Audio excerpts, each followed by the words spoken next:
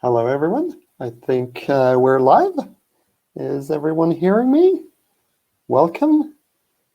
This is the first time we do this, such a live conference. It's exciting. It's also the first time that we do the Nilearn days. So we are super excited.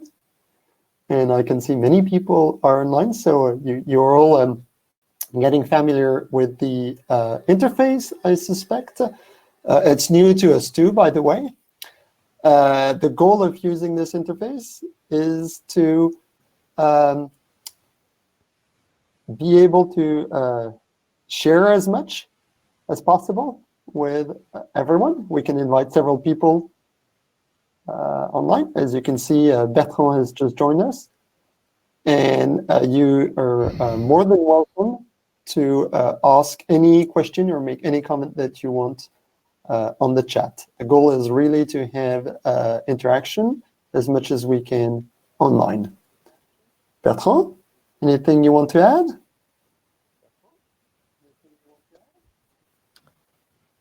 No, thanks.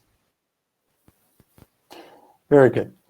So the program of this day is around technical aspects of development.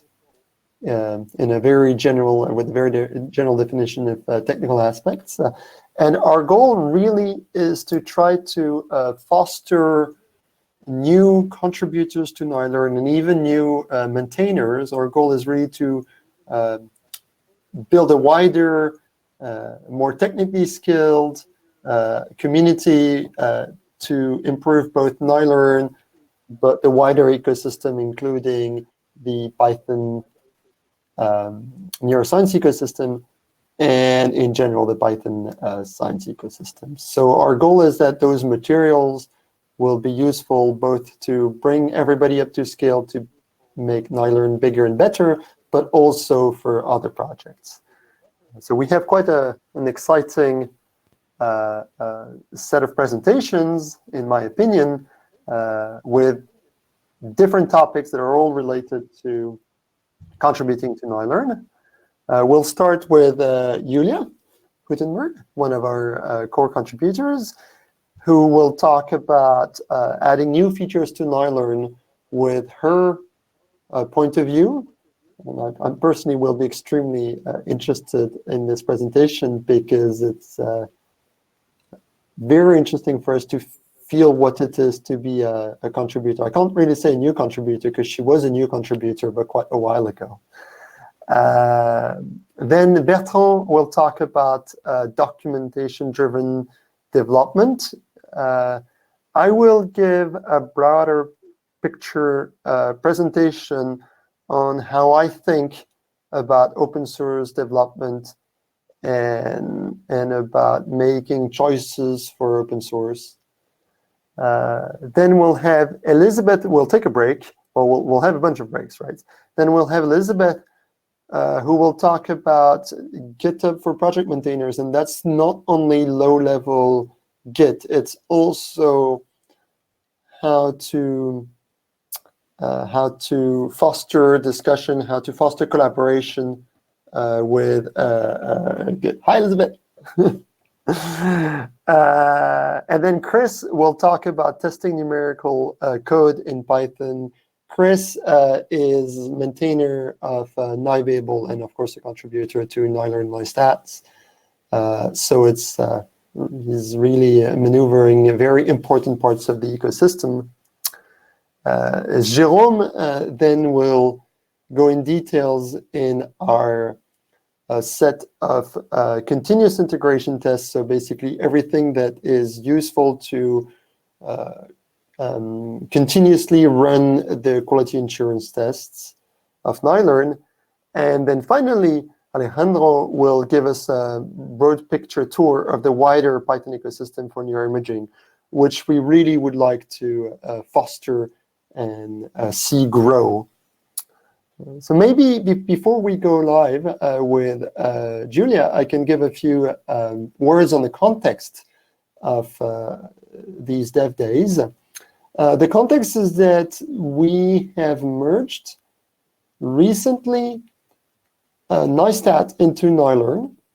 And this was an interesting and difficult decision. We had been thinking about this for quite a while, and it's a question of project scope. So should we or should we not merge? It's just that we had lots of overlap in the contributors to the two projects, and also we had lots of cross dependencies. Basically, it was clear that each project needed one to depend on the other for multiple reasons. And this is a really exciting moment, because it's with the merge of Neistats, basically the scope of Nilearn is becoming significantly wider. It's about addressing the statistical needs of the brain imaging community with a focus on volumetric brain images or as inputs. We're not excluding surface in any way, and there's been a lot of work on surface. Rather, we're not focusing on electrophysiology, so we're focusing on MR, PET. But with this, broader focus of wider statistics that get merged into a single package, there is the vision that we should be able to bring a single entry point to solve many of the user's problems once they've finished doing the pre-processing. So this is a very important aspect of the scientific pipeline. And so with this, we can clearly see a broadening of the scope of Nilearn. We can see somewhat of a second life of Nilearn, which is a bigger, broader life. And with this, we can also hopefully see a broader community of contributors and hence of maintainers. So the goal is really to, in a few years, have a package that is able to solve many problems of the data processing ecosystem in neuroimaging. And to make very clear what the scope is going to be, our goal is not to do the pre-processing steps for multiple reasons. One of them is that they require different technology than what we have. And another one is that we focus on things that should be rather short to run for things that are closer to interactive data analysis. And if you look at the life cycle of brain imaging data analysis, if a study with including the brain imaging data analysis, what you find is that there's a lot of iteration on the definition of the statistical analysis because it's very hard to specify it up front. And so this is where we want to empower users as much as possible, with a focus on short snippets of code in a Jupyter notebook or a VS Code instance or any scripting instance. So we still have a few minutes before the official time for Yulia to start. So this would be time for an informal chat. Are there any questions on Nilearn, on the days, on anything?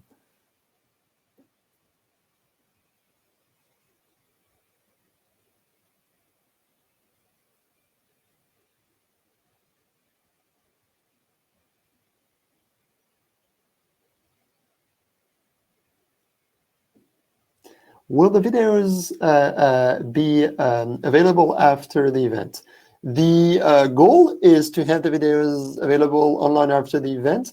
I've never posted long videos on YouTube. I'm sure it's feasible. Well, first, they should be available on Crowdcast. Crowdcast is recording all this and reserving this, but we also want to post them from on YouTube. We'll just have to figure out how to do this. By the way, Nilearn wants to be a community effort. So if people are expert of posting videos on YouTube or anything that's helpful, we'd be very happy to have you join. Elizabeth is asking, what about the sprint? Indeed, yes, thank you, Elizabeth. We also have a live YouTube stream right now, which may be more handy for people who want to follow and, for instance, are using the YouTube application on a mobile phone or a tablet. The downside, of course, is it's not possible to interact as much as on Crowdcast, but the upside is it may be easier to follow. So the sprint, yes. In the next few days, we're going to be sprinting. A sprint is when multiple developers come together to focus on a project and to try to improve it. Sprints are where more advanced developers, such as the people who will be speaking, join with people who don't know the package as well. So it's a unique opportunity to advance features that are a priority, less maybe of the core developers and more of the community. Sprints are extremely important because they allow us to onboard new developers and help new developers learn how to work with us. And I should say that our dream is to create new regular developers and maybe new core contributors. We've had a team of core contributor that is increasing. It's increasing both in size, but also in diversity. And by diversity, I don't only mean race and sex. I also mean different origins. Historically, Nilearn was very much born in France in the parietal team, but our goal is really to have a diversity of points of view in Nilearn. And the sprint is a really good moment to join and try to move forward some aspects of Nilearn that are important to other people than the parietal team. Everybody has their own biases. Sylvain is asking whether NiPy is definitely and officially dead. I can't speak for NiPy.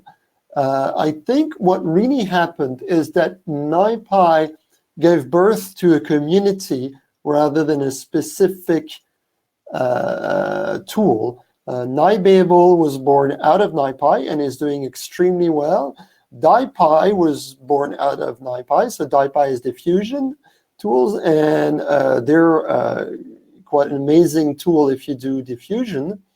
And in a sense, Nilearn, these days, we're seeing that Nilearn is being born out of NiPy. There were some of the functionality that we provide these days, such as ICA, that were in NiPy. The visualization was in NiPy. In the statistical models that we've merged by merging NiStats came from NiPy. Actually, the history of this statistical model is quite interesting, is that it's code that originally was written by Keith Worthley in MATLAB, fMRI stats, and then Keith's student, Jonathan Taylor, partly rewrote it, rewrote the same statistical models in Python. I think it was called BrainPy. Then it got integrated in NiPy. Then other statistical code was merged in NiPy, and the whole thing was reworked. Then the corresponding statistical code was extracted from NiPy and NiStats.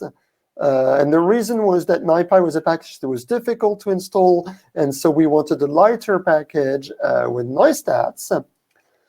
And that was reworked and reworked. And because the growth of Nilearn, which was focusing on multivariate statistics, and NiStats were pretty much linked because they were reusing each other a lot, or wanted to reuse each other a lot, these code are now getting merged. And what we're seeing is a consolidation of the statistical modeling code in Python.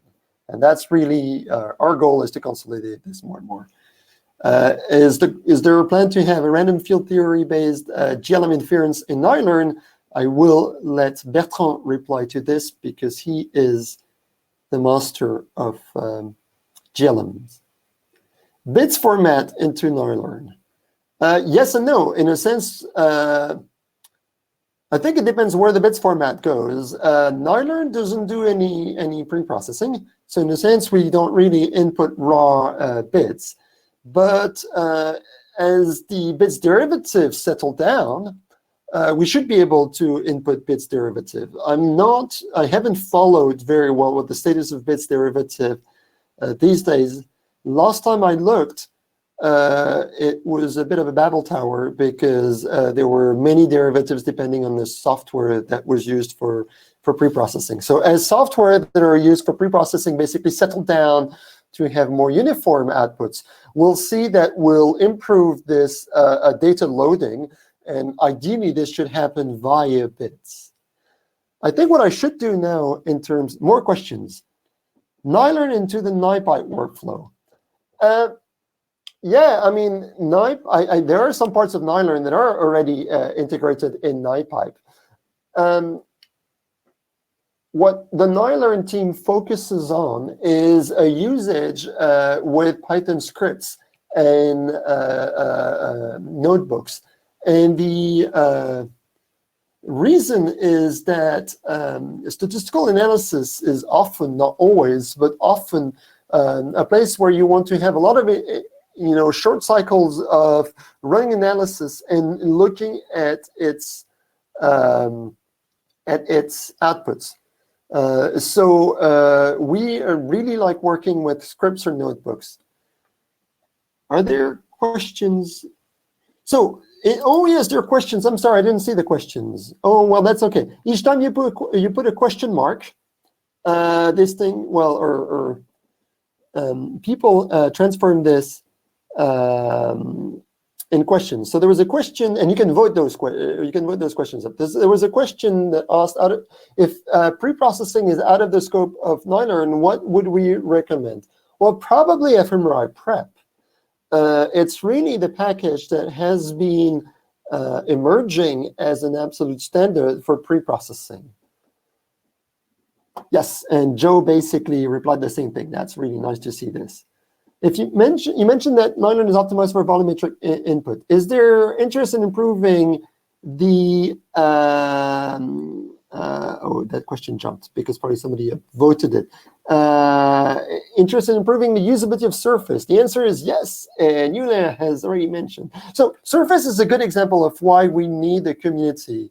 I personally don't run surface analysis, so I don't have a good feeling of what's a good API and a good workflow for Surface. So I need other people to basically, push this forward. And this was historically done by Yulia, who basically forced us to do Surface in a very elegant way. I think I should bring Yulia on stage and leave her the stage. And we can always, answer the questions via the question interface. So I need to find her because there is 100 people online, which is crazy. Crazy good. So how do I find Yulia? Oh, I can search. As you can see, I'm clumsy with the interface. Oh, and I need to do this on the admin. So Yulia.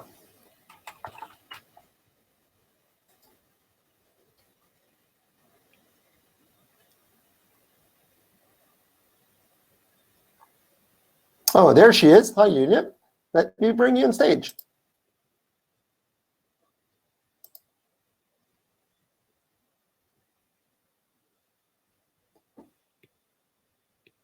So Yulia is a postdoc. Hi, Yulia. Can I maximize you? No, wrong. Let me maximize you. Right. So Yulia is a postdoc in Lisbon, Portugal, but she started contributing to Nilearn quite a few years ago. And basically, she came to see us and said, basically, I want to do Surface.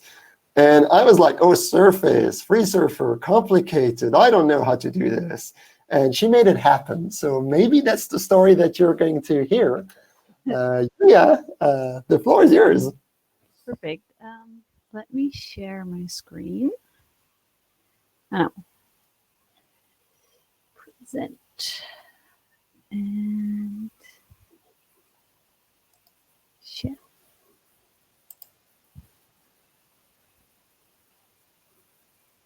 Do you see? Wait, now you see both of my screens. Oh, you need to Application. enlarge it. Does that work? I will do it.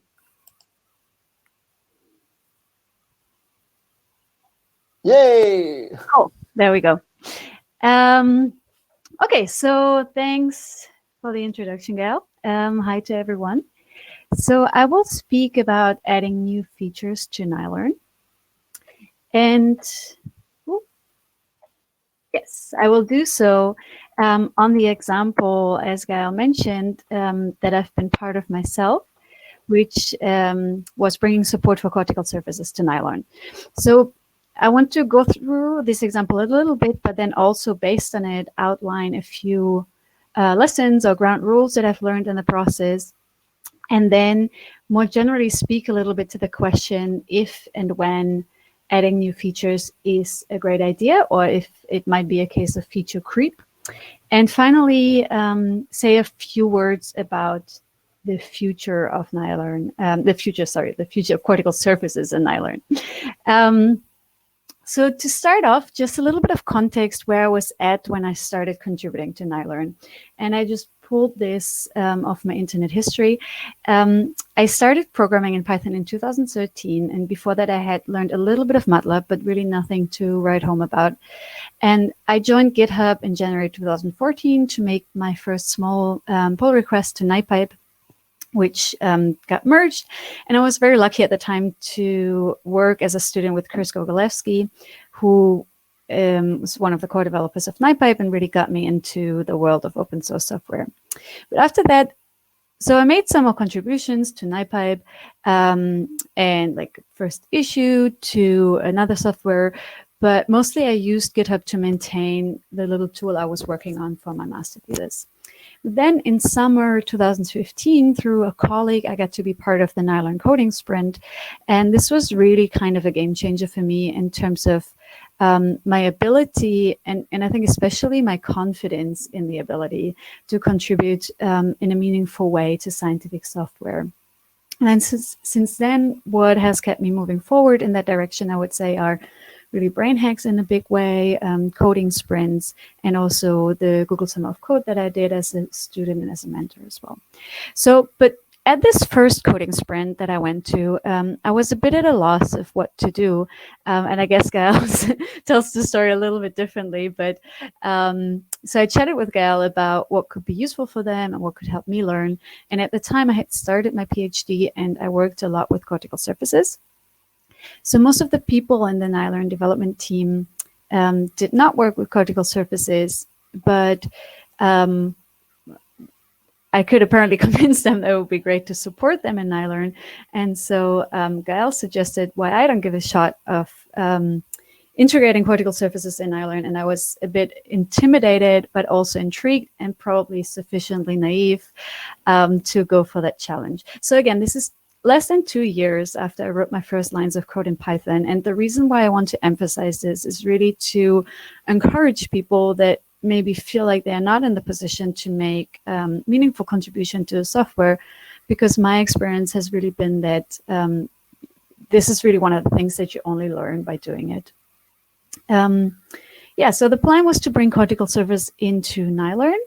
And since I'm not sure if how familiar everyone is with cortical surfaces, I wanted to give like a very brief overview. We know that the human cerebral cortex is essentially a thin and highly convoluted, highly folded sheet of gray matter. And MRI produces volumetric images. At the same time, it is essential for a number of questions and applications to represent the cortical sheet as a surface instead of a volume. And the most obvious example is visualization. So surface representations allow us to see much more of the cortical sheet at once than if you just cut through a volume. And they can also be inflated. They can also be inflated to expose the areas that are buried in the sulcal depth. Then another case is the analysis of spatial relationships or cortical topography along the cortical sheet. And the idea here really being that while, for example, here across the sulcus, these areas seem quite close to each other, but the biological relevant distance is really like following the cortical sheet, because these areas don't interact with each other in the way we think about across the sulcus. So, and this becomes really important also for smoothing along the surface, etc. And then lastly, now that we have increasingly sub-millimeter resolution, especially with 7 Tesla data, the data can be resolved at different depths of the cortex to capture variation across layers. And for this, again, we need a coordinate system that follows the cortical sheet rather than arbitrarily cutting through it and cutting it up into cubes. So cortical surfaces are typically represented as triangular meshes. And a triangular mesh consists of 2 components. First, there's a set of endpoints defined by XYZ coordinates, and then a second set of phase indices that determine which 3 points should be connected to a triangle when drawing the mesh. So these are indices into the sets of points. And in addition, there can be data, this is often called texture, associated with the mesh. This is an n-by-1 array that associates a value with each point of the mesh, or it can also be a vector, for example, a time series that is associated with each point. And you can see already that this is very different in terms of the kind of data and the format of the data that we're working with from our classic nifty image, which basically would come as a single 3-dimensional or 4-dimensional array of values, and maybe some associated metadata. So what this has led to in terms of neuroimaging software is that most software packages, and to an extent scientists, focus either on volumes or on surfaces. And certainly the most popular software for creating and analyzing cortical surfaces is FreeSurfer. So FreeSurfer is a great resource, and if the analysis you want to do is implemented in FreeSurfer, you are probably fine to just stay inside the FreeSurfer universe.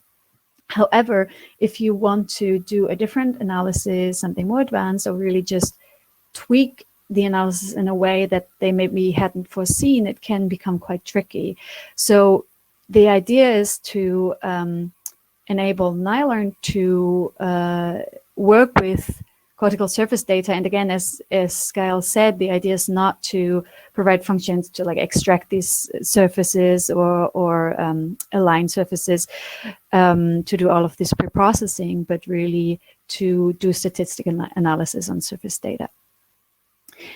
Still, this is actually quite a big extension, and the question was, where do we start?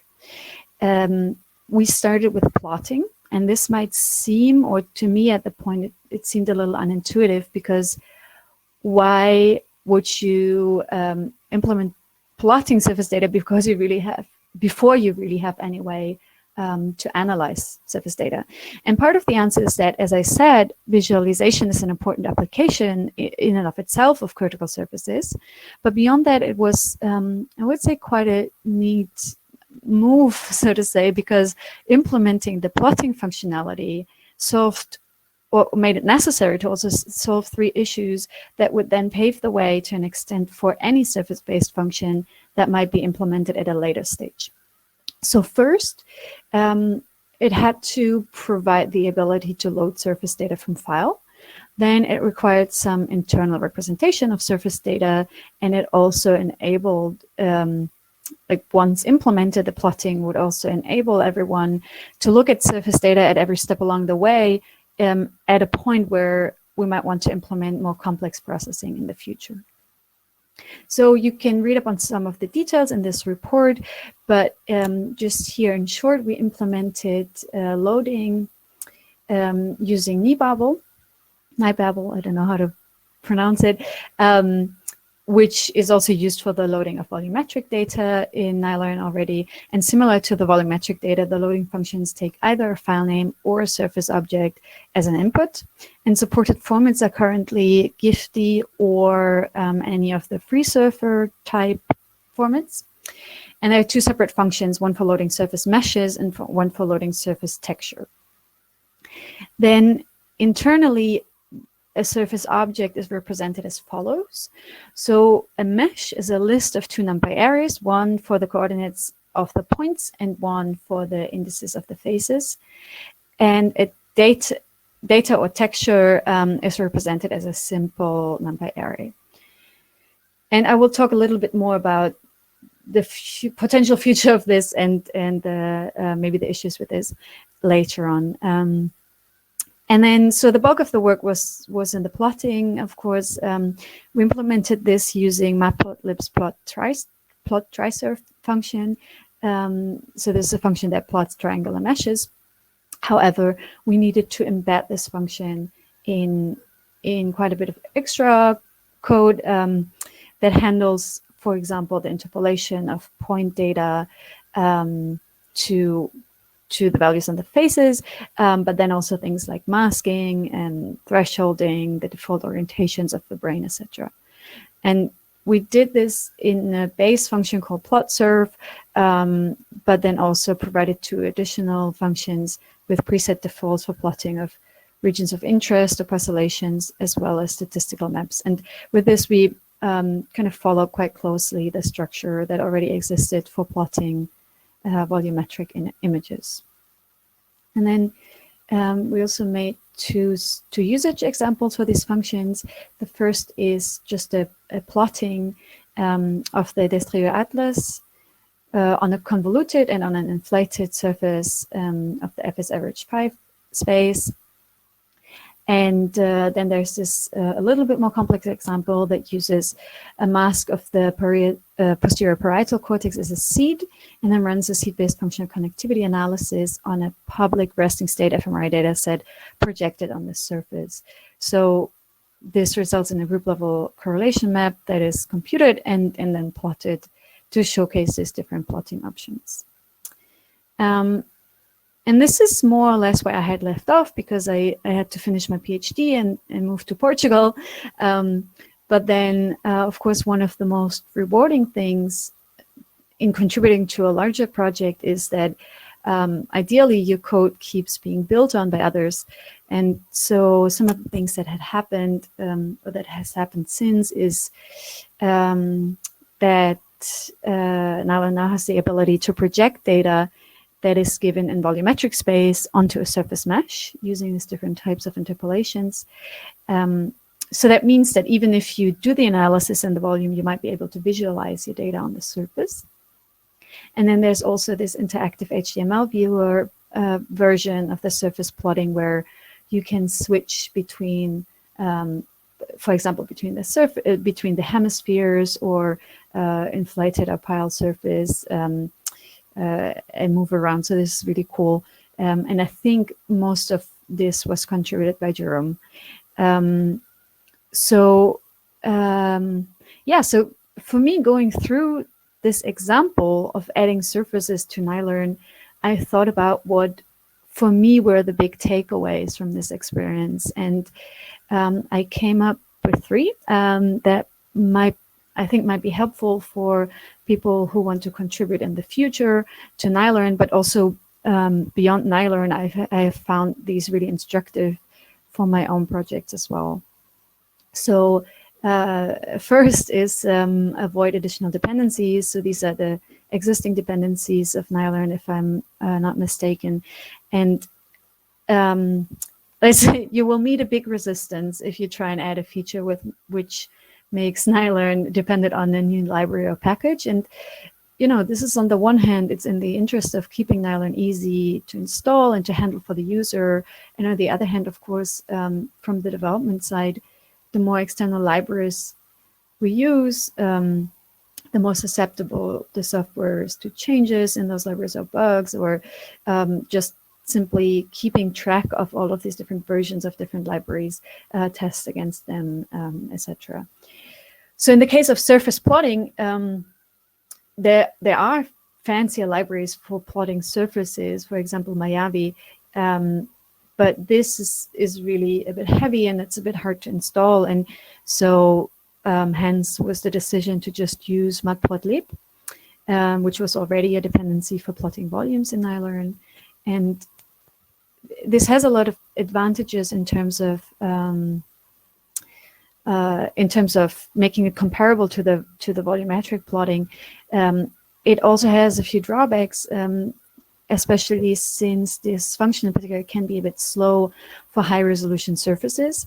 And again, here, what I think was quite eye-opening to me was that when we ran into this issue, the approach of other people in the Nilearn team was to try and push for the function to be improved in Matplotlib.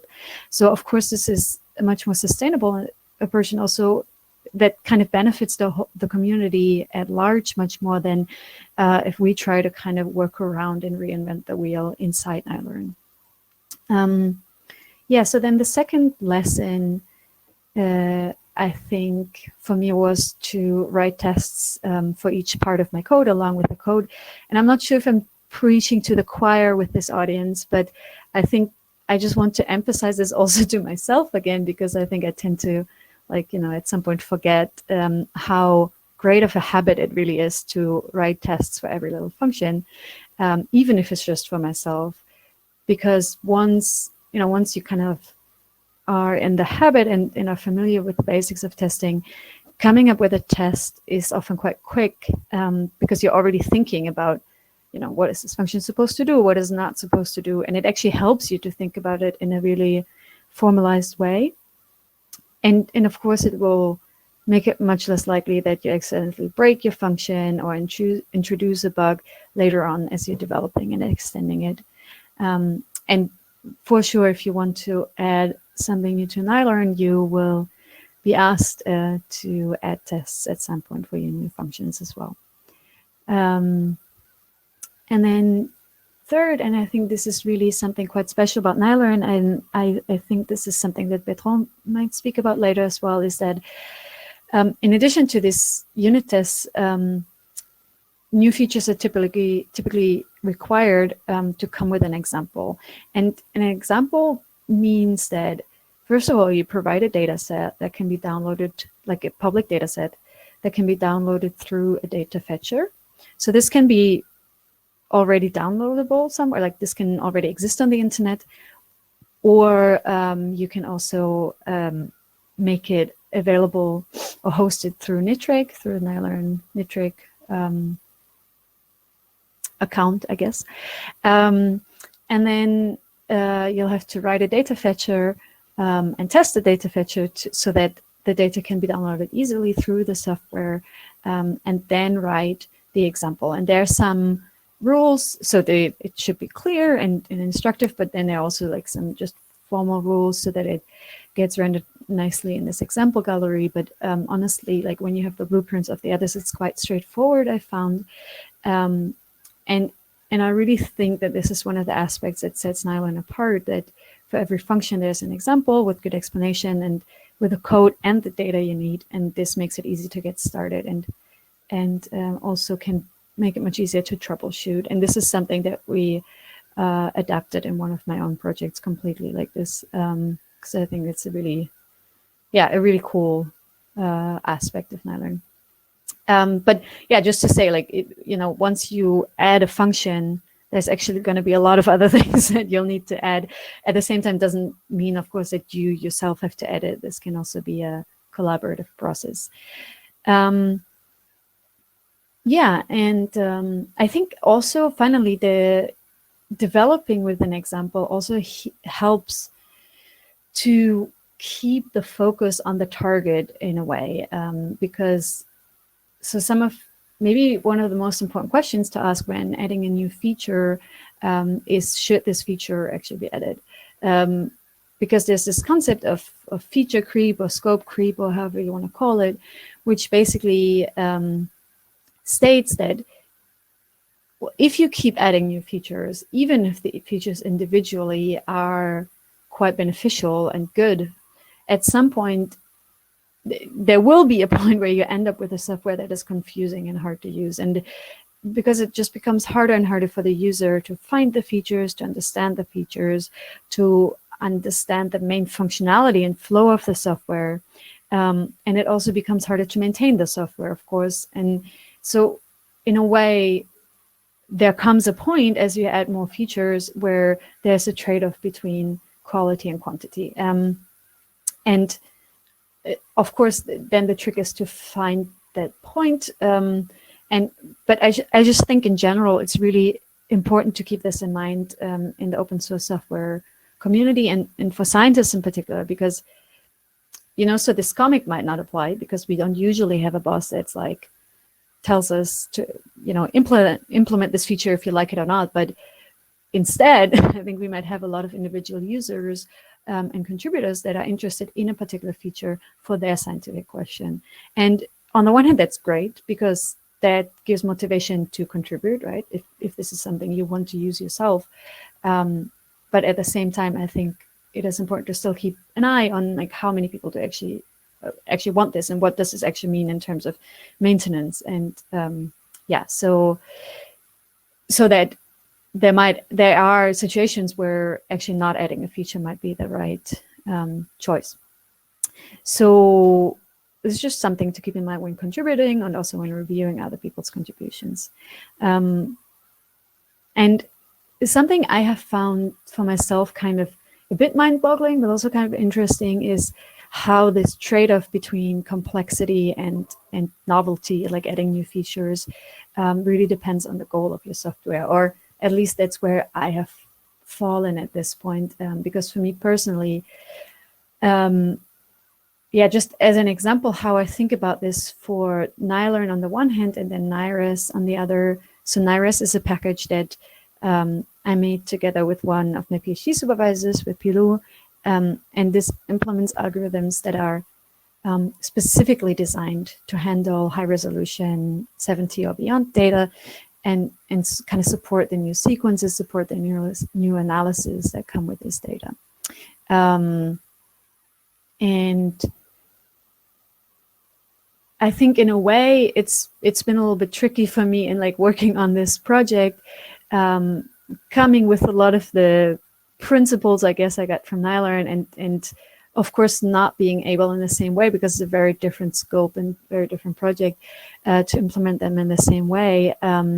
So I think what I've learned is that, like even the mission statement of these two packages. So Nilearn in its mission statement says it's supposed to be approachable. So the ease of use is really a strong goal here, that people are relatively, like that it's easy for people to start using these. And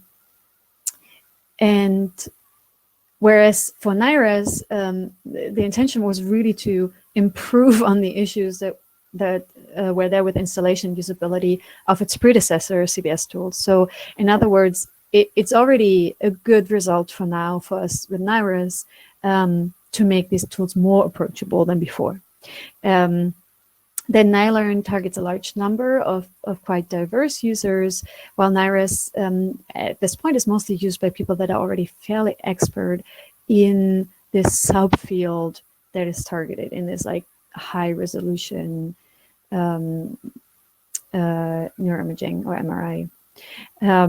So in other words, if I tell a Niras user that they have to find a way to convert their file format or to like load their data in a NumPy area before using it in Niras, and like make sure that they do this right on their own, they will probably be like, okay, I'm sure I can like figure it out, because that's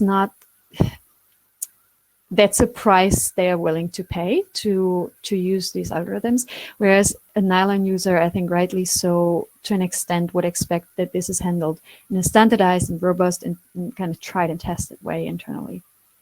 And on the other hand, I think while it is quite acceptable to expect a Nilearn user to have their data quite in a somewhat standard contrast, maybe have it even registered to a standard space, the typical Niras user will come with kind of a wild mix of the latest experimental contrasts and their super high resolution study specific template, and then not expect that it's plug and play, but expect that they can adapt the algorithms to handle their data. And then lastly, Nilearn aims to offer versatile analysis that have been shown to really work robustly for a set of different applications, whereas Niras provides like these really highly specialized algorithms sometimes they've just very recently been introduced in this still quite volatile subfield of neuroimaging. So what I'm trying to get across is that the considerations around adding a new feature are hugely different, at least for me, for these two different projects. So while Nilearn, it's much more important to keep a check on complexity, to make sure that the new features are robust and are easy to use and make sense in the larger frame of Nilearn. I think for NIRES, of course, these considerations are important, but then there's also a much higher value in making very new algorithms available for people to try them out, to develop them further, to compare them to their own, etc. So kind of like different projects have different missions and therefore different requirements, and just, I think, a good exercise to make them explicit for yourself. Yeah, so keeping all of these lessons and considerations about adding new features in mind, I want to end by returning to the topic of cortical surfaces and their future in Nilearn. There was a question earlier about this already, and there has really been a substantial discussion on GitHub. It's quite interesting that you can read up. And so in general, I would say that there's an agreement that extending support for surface data is a good idea, but there's not an obvious way how best to do this in keeping with Nilearn's principles. And the idea is that the next logical step would be to create a surface masker analogous to a Nifty masker. And you're probably familiar with a Nifty masker, which can take a file name or a Nifty image object as an input and then perform some spatial operations if you want, like masking, resampling, smoothing, and then some signal processing operations of the time series data. And for a surface masker, I would say, this is the way I see it, is that the time series processing would pretty much do the same. All of the spatial processing, if it's supposed to be supported, it would need to be re-implemented because it's just fundamentally different for surfaces than for volumes. But this, I think it's not even the big problem. I think the big problem is really in this seemingly trivial step of input, of loading and representing the data. And so I mentioned before that the current implementation is we support free surfer type file formats and GIFTY as inputs, and we handle meshes and textures separately as NumPy arrays. So the problem with that is that while that seemed as kind of the right thing to start with at the time, there is really no consensus at all in the community for representation and file formats of surface data. So sure, most people probably use the data formats produced by FreeSurfer, but even those are really kind of confusing and idiosyncratic, I would say, unless you really, stay within the FreeSurfer universe. So you have all of these like pile, sphere, anat, thickness, and you need to handle them in different ways. They represent different kinds of data. Then there's GIFTY, which is an attempt to have a standardized data format analogous to Nifty, but it's by far less widespread than Nifty. And then there's also SIFTY, which is used in the Human Connectome project. And then there are other formats that are not even really they are not specific to neuroimaging data, but just to meshes in general, such as VTK, PLY, OBJ, etc. So, like, what do we do with this? And then to make it worse, it's not even about deciding which formats to support and then make loading functions for this. That would be one thing. But then the problem is that even the way that data is handled in these formats is different. So some of them keep meshes and textures together, and in a way that is good because it makes it easier to keep track of the texture that is associated with the mesh, etc. At the same time, many people actually prefer, and some of these formats only allow, to store meshes and textures separately on disk, because you can have different textures for one mesh, or you can have different meshes for one texture, and you don't necessarily want to store many replicas of the same information in different files. And then also typically the hemispheres are handled separately. So you also, in a way, need to keep track of the two different hemispheres of the same brain and linking those two. So all of this is a bit of a headache. But I think that also there's been some really good discussion, and there seems to be a tendency to move towards using Nibabel's Gifty image object, at least internally. But hopefully during the coding sprint, there can be some progress on this front. I'm also really excited to get a little bit, at least back into the discussion. I've been a little absent from it, but it's cool to see that it's moving forward. Yeah, and with this, I would like to end. I hope that maybe this gave some new thoughts or perspectives or impulses from listening to kind of my own personal experiences with adding features to Nilearn. And I want to thank everyone that has made it possible for me to have those experiences and share them with you today. So yeah, so I'm looking forward to questions or thoughts or discussion. Thank you very much, Yulia. This was absolutely a great talk to hear. I mean, for us, you have yeah, clapping, absolutely. You have a different point of view than we do, because Nilearn was born in our team, so it's really interesting to hear what you have to say. We should be taking questions, and I'll use my privilege to ask a first one. And if you look back, I'm pretty sure it wasn't easy. And is there any anything that strikes as particularly difficult?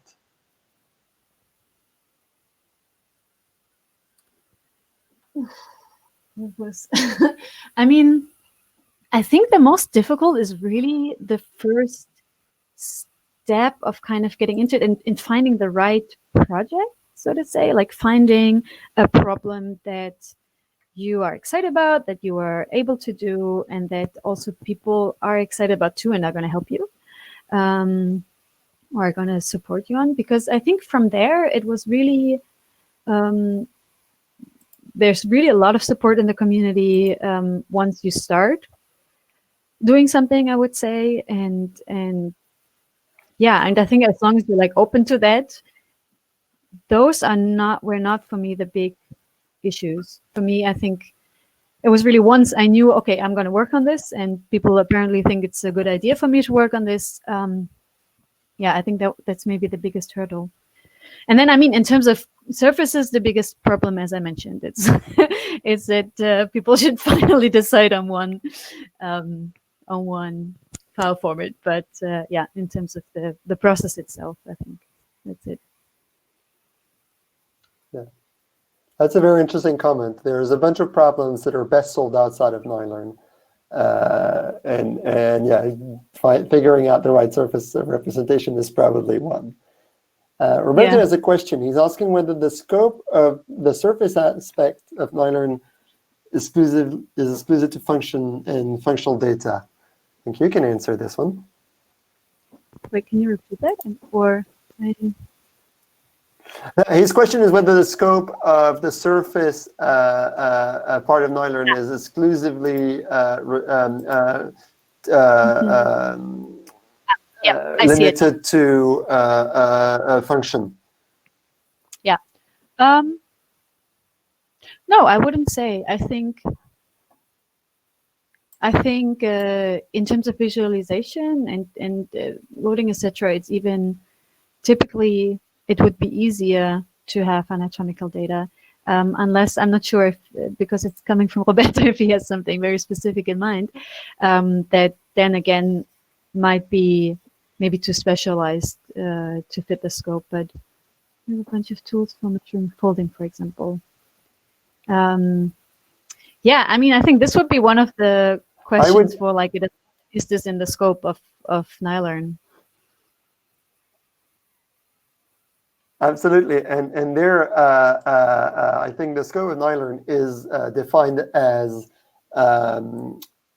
tools for statistical analysis, and you do statistics on anatomy too. So we wouldn't see extraction of structure as part of Nilearn, but any statistical pipeline that works in surface I think would be part of Nilearn. Now that gets complicated because if you do part of the surface pipeline is going to be extracting the cortical thickness, that would not be part of Nilearn. But doing analysis on cortical thickness maps would be. And I think. So Susa. Yeah, I think go ahead. The advantage of that would also be one problem I haven't spoken about is that for visualizing surfaces, what is really, really helpful is to have the curvature and the depth of like of Salsai, and so just to have the right shading basically. And we use that from FreeSurfer right now. But if I understand Roberto correctly, then if you're measuring folding, you would potentially be able to construct these kind of maps yourself and wouldn't be dependent on having those maps available from FreeSurfer, for example. If you, for example, made your surface with a different software. So Nilearn uses brain sprites for, Roberto asks, Nilearn uses brain sprites for visualizing volumetric images, and he asks whether we would be open to other JavaScript visualization. Or there is, you can visualize 3D surfaces that's built using Plotly. And I think it all goes back to trade-offs that Yulia mentioned. So we can only depend on fairly mature libraries or libraries that we feel that we can fix ourselves. BrainSprite was more the library that we feel that we can fix ourselves. So it's, as Yulia mentioned, it's a question of how much do we put on? Yulia, do you have an opinion on that? Yeah, no, I think that makes sense.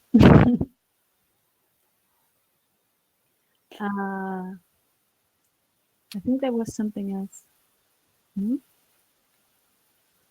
Well, there was a question about tutorial for writing tests for Nilearn code, and there will be one in the later today. Mm-hmm. And there's a question about the texture term, same as metric for values. But there are some answers to that. Yeah, I think this just like reflects again the mess of services of like, because even as I was preparing this, I was like, now actually in some of the newer functions, I think you use texture. I've always used data, but data is of course very unspecific. So yeah, even that, like you can talk about meshes and surfaces and geometry. You can talk about textures and data, and like it's Well, I think that really shows the effort that we're trying to do in Nilearn. You know, it's you come to something that's very much a jargon. I remember the first time I ever tried to open a neuroimaging file. It was many years ago. NiPi was still its infancy, and I wasn't doing neuroimaging. And somebody gave me an analyzed file, so you know, image and header, and I was like, "What's this? I have no idea." So I tried to open the header using, you know, some random program. I tried to open the image using another random program. I had absolutely no idea. So it's really this impedance matching. And we would like to think that there's none of this impedance matching because we're all in a community. But that's not actually really true because there are many sub-communities. And ideally, Nilearn doesn't want to have a monoculture. We don't want to be something that, you know, stick to a too strong point of view. And that's hard. Yeah, and I think there was a comment also on that question that I think with surfaces, in addition, some of the terminology and even some of the formats and some of the software comes from not from neuroimaging, right? Like comes from 3D mesh, like I don't know, like gaming or something. Like I've used some software that people use to make computer games to work with some of the meshes. So I think that brings in an additional variable into the mix that makes it sometimes trickier, sometimes also it's cool because you can use a lot of the tools that maybe other communities have thought about before and adapt them. So can you comment, we're going to be running out of time, it's going to be time for a break, but can you comment on the amount of effort Because, I mean, you added you contributed the nuclei of a fairly major aspect of Nilearn, a fairly major new aspect of Nilearn. I really I thought it was very interesting to hear you reflect on the choices we made back then on what to start with, and yeah, with Insight. I think they were the right choices, but it's always challenging to know. But can you comment on the time it took, the effort it took compared to your expectations? I think where it is a little bit misleading is, I think, because I was working on somehow different projects in parallel, trying to come up with functions for example, the loading, etc., into Python, because I just also needed it for my own stuff. And I had some parallel projects where I could reuse some code.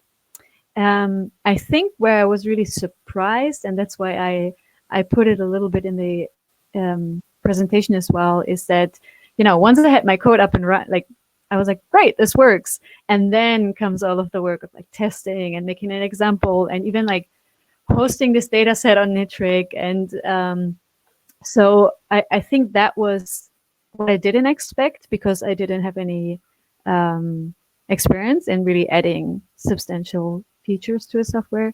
But where I also learned most, I think in terms of the functions themselves, that was more what I had expected, because I had kind of worked with this before myself. So basically the fact that between works on my computer to works on everybody's computer, there's a times 10 effort.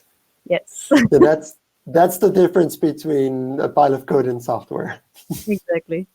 But yeah, I think that was really what I took out of this the most, and where I really appreciated the input I got and the help I got, where I feel, at least for me, there is this hesitation of entering something like this, where I'm like, I have no idea how these things work, and that there can be a culture that is a bit broy, or a bit like, well, you did this wrong, or you used the wrong term or something, and that I have really not found in this project or in this community, which I think is really helpful. So that, when you miss something, or when you haven't done tests and you don't even know what that really means, then someone just goes and explains it to you instead of kind of laughing about you. So yeah, I think that is a big plus for learning these kind of things in this community, this project, for sure. But on the other hand, you stuck around. I mean, my impression is that it was a big effort on your side, that it took a lot of work from you, and I'm extremely grateful. And I think, I think it was really great to have you or others sticking around. This is what makes the community greater. We do try.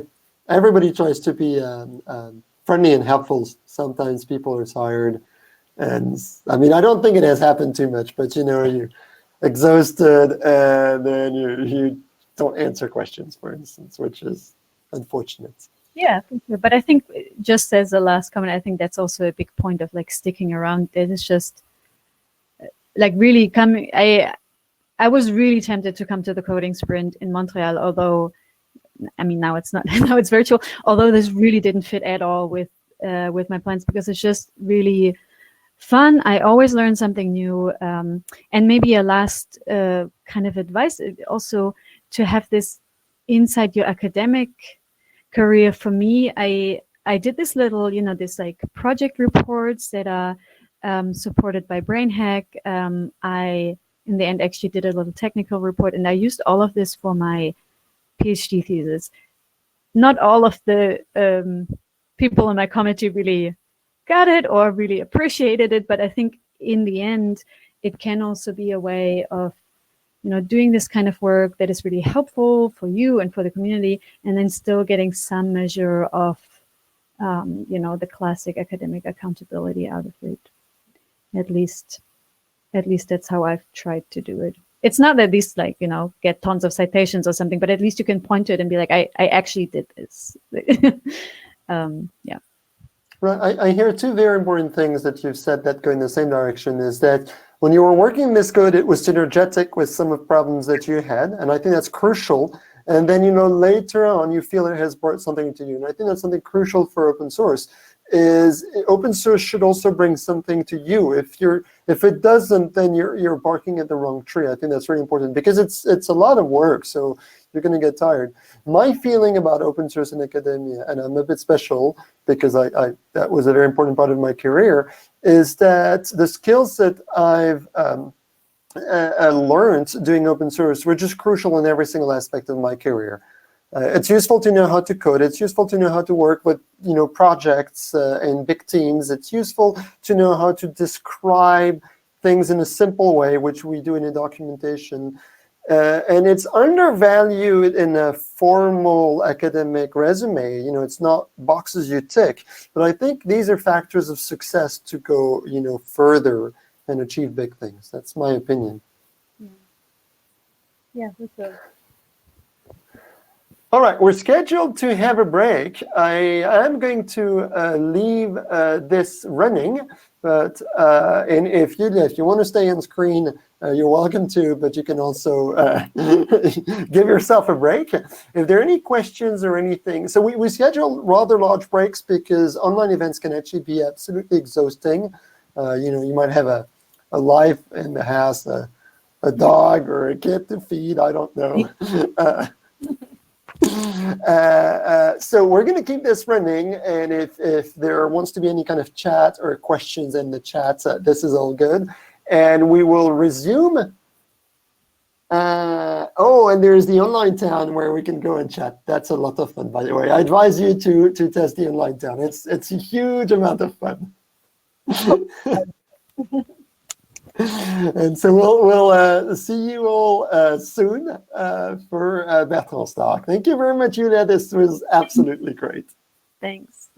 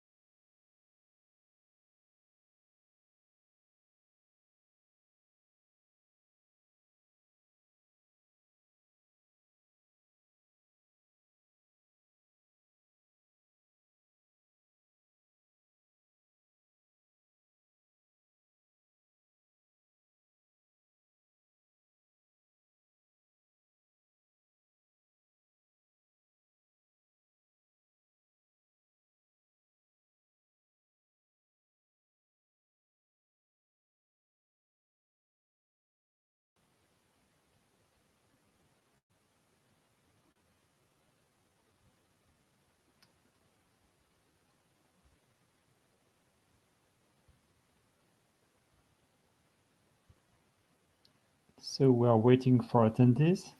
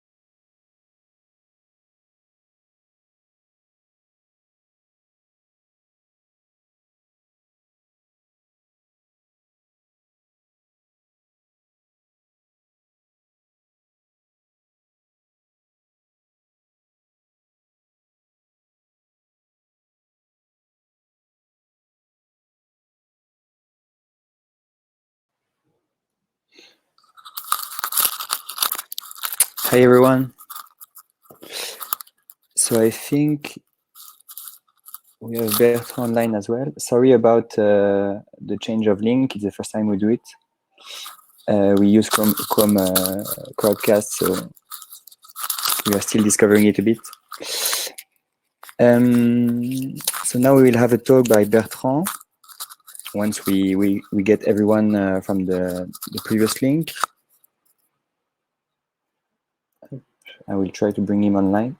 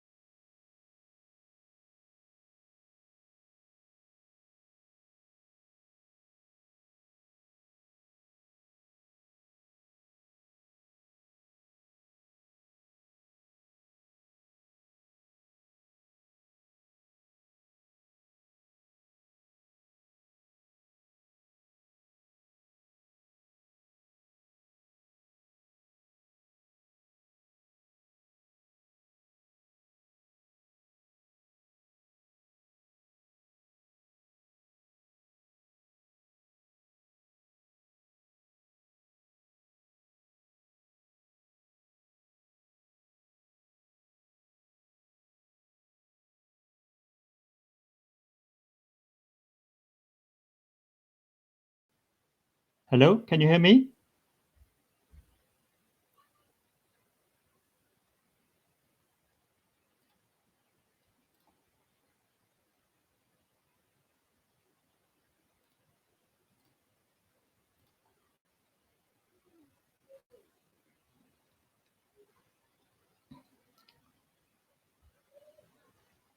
So can you do you see my screen?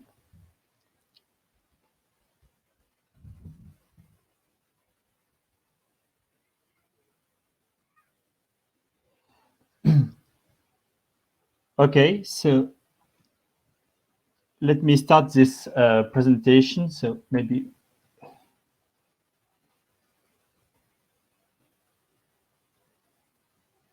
Yep. All right, so let me start now. Sorry for the small delay. In this presentation, I would like to share some thoughts about the way we now develop code based on documentation, based on an experience with Nilearn.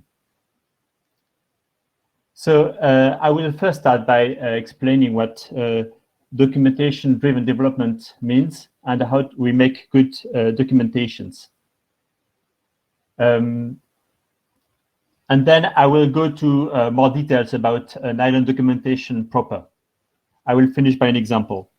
So as Yulia just said, when you have, you typically think of software development as writing code, writing new functions, writing new classes, and then providing documentation, examples, and tests, and all that. And actually, when the code is done, only half of the work has been done because you've got all the remainder to be done. And certainly, you won't be able to enter any code in Nilearn if you don't provide together with it some good documentation, example, and test. But I think in this talk, I would like to go a bit further, and we have realized year after year how important this documentation, example, and tests were. For instance, if you take the examples, usually you think examples as a way to showcase the code, but actually, if you think of it, an example can tell you how the code should be designed. Examples will also be important to feed the documentation.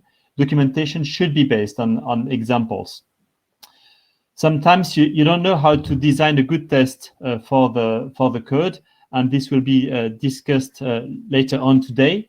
But certainly there are some technical tests, which is just how does the code reply when you do when some arguments are wrong, etc. But I think that the core test should be able to take inspiration from the examples. Tests should test how the examples, how the code should be used, so how the examples work. So examples can also inspire test writing. And so in this presentation today, I will be focusing on the joint relationship between documentation and examples as a way to improve the library. So, well, documentation is essential, and clearly this is not negotiable, I would say, because if you think of yourself as a user, for a user, if a feature is not documented, then it doesn't exist, and if a feature is documented incorrectly, then it's broken. So certainly we have to think to have a good documentation which is updated all the time, so that the user experience is okay. And that's why we propose this way of document, program, test, and then repeat the loop. Documentation also makes the library easier to learn and adopt, and for sure. And but also in terms of community building, it makes your colleagues better contributors to the library. It lowers the support, the burden of the support, and it makes your development easier and faster because you know where you're going to. When you have examples, you know what you need and you know how to design it. Documentation, I think, and this is is really important for me, because we're all here for science. We're not here for software development first. At the end, we want to do science, but good examples exactly express how you want to do science, because your example is a simplified case of the science you want to produce. So documentation represents an attitude to have scientific challenges. And it's kind of contract to the community. Oh, this is where we want to go to. This is the kind of tool we want to be able to use and to develop. It's also a commitment to standards of communication. And this is an activity, not just a content. Right, writing documentation is not easy, but still, sometimes for new contributors, documenting a feature is still easier than writing new code. When I have a new library that I don't know well, that is hard to use, sometimes just trying to write documentation for it, understanding what is done on the argument, what is returned, is quite essential. Documentation is always welcome. If you come to Nilearn and say, "Oh, we like to contribute documentation," we'll always be happy to collaborate. And of course, it raises your understanding of the library. To understand something, sometimes documenting is a way to, in the process of understanding. Okay, so this being said, documentation-driven development is a way to start the development process by documentation. So what should the function text be? What should it?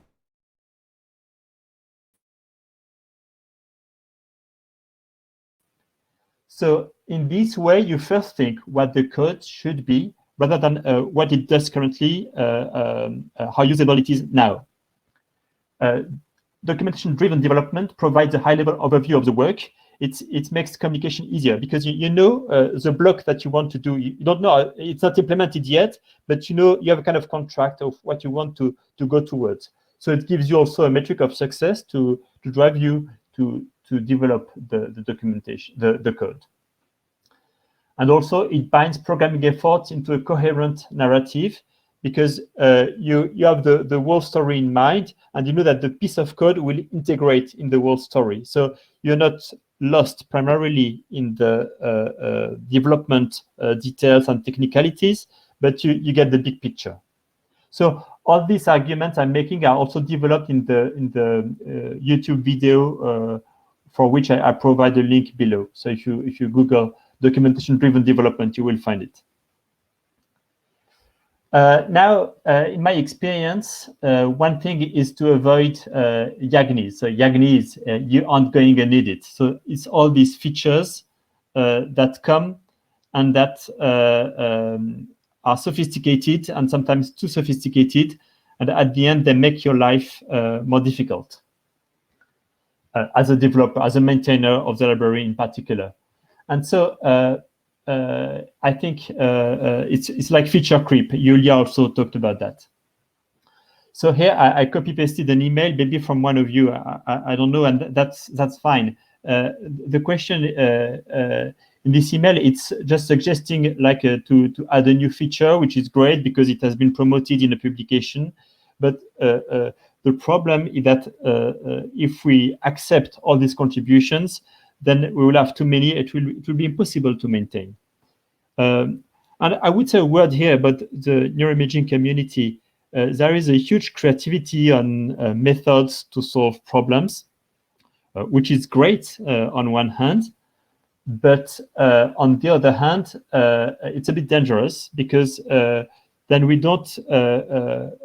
We have so many complex data sets that, and then on top of it, lots of different statistical methods to analyze them. At the end, it creates huge degrees of freedom for the analysis part, and it makes our analysis quite unreliable.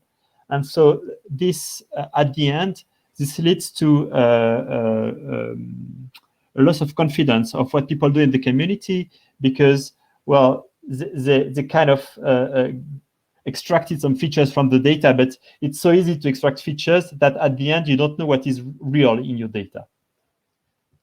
And so what I'm saying here is that the neuroimaging community is a bit susceptible to this diagnosis, okay? And then, of course, there is all the code behind. Some ideas may be good, but maybe not in your library. So a good way to think of it and to make sure we're not wasting our time and our resources is to think in terms of examples and documentation. How this new feature will be used. Can I provide a compelling example of its usefulness given the data sets that are available in the, for instance, with Nilearn? Can I show that this new way of measuring, say, functional connectivity will bring something on the data that we already have? So think with an example first, and then you can see, does this new matrix, this new statistic really provide something useful? You can also think in terms of how should the API look like? Is it compatible with what we already have? And then come more technical aspects like the amount of code that is added. Is it Python code? Because in Nilearn we take Python-only contributions. Is it cited? So for instance, for scikit-learn, they accept only work with 200 citations. So it's a hard threshold. And in the same spirit, keep it smart and simple. So the idea is that writing the examples or documentation first pushes you towards simplicity, which is always good. It also pushes you toward the consistent API in the way of naming the arguments or keeping the order of arguments, and it makes it easier to convince other contributors or reviewers.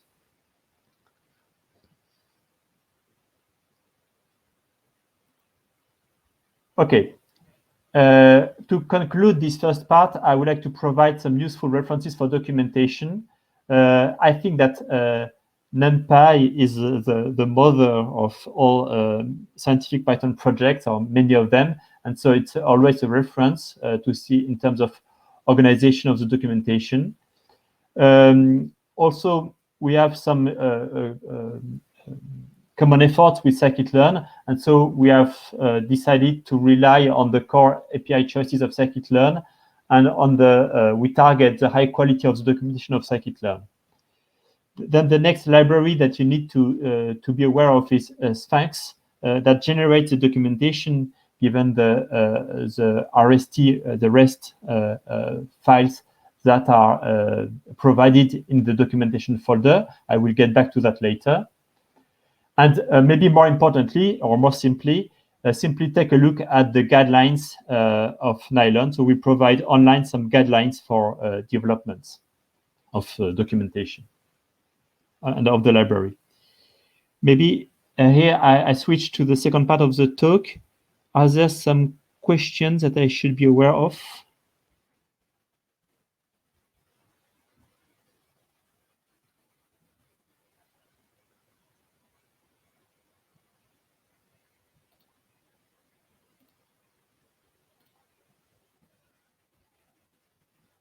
Okay, let me go on then. So let's talk a bit more about Nilearn documentation proper. So first, the API, narrative and examples, and our documentation is generated. Actually, sorry, I changed my mind and I decided to start with the example gallery. Why? Because when I want to use a feature of Nilearn, I always get back to the examples, because examples already show you how to use the code in a certain situation. And to me, that's really a guiding principle. I just copy-paste the snippet of code I need, and I adapt it to my current needs. So this being said, for this to work, you need first the example naming to be clear enough so that you can easily guess what the example is doing from the very short description that is provided. So the association of the thumbnail and the title should provide you a clear indication of what the example does. Second, the example gallery has to be rich, but not too much. Not too much, not to lose the reader, or also not to take too much time to generate, because the examples have to be generated by continuous integration, so that we make sure that everything is working at all time, so it cannot be too heavy. And they have different levels of abstraction or generality. For instance, you've got some examples very specific to brain imaging, like showing probabilistic atlases. Some of them much more generic, like plotting color maps from Matplotlib in Nilearn, or like that one, illustrating a technical point, how we sample volume data to the cortical surface. Okay, here I just took a glimpse into a very short example that just takes an input image and negates it, computes the minus this image and just plots it. So that's very simple, but so you can see the notebook-like sectioning provided with these lines in the example. There is little code. You don't want to lose people in reading code. And there are plots so that people can very quickly see what's going on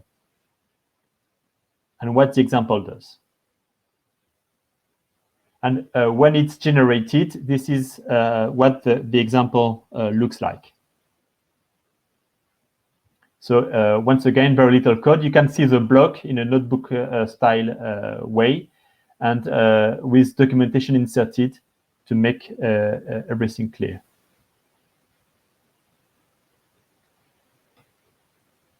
Now, regarding the API documentation, so these are the doc strings of the modules and the functions in Nilearn.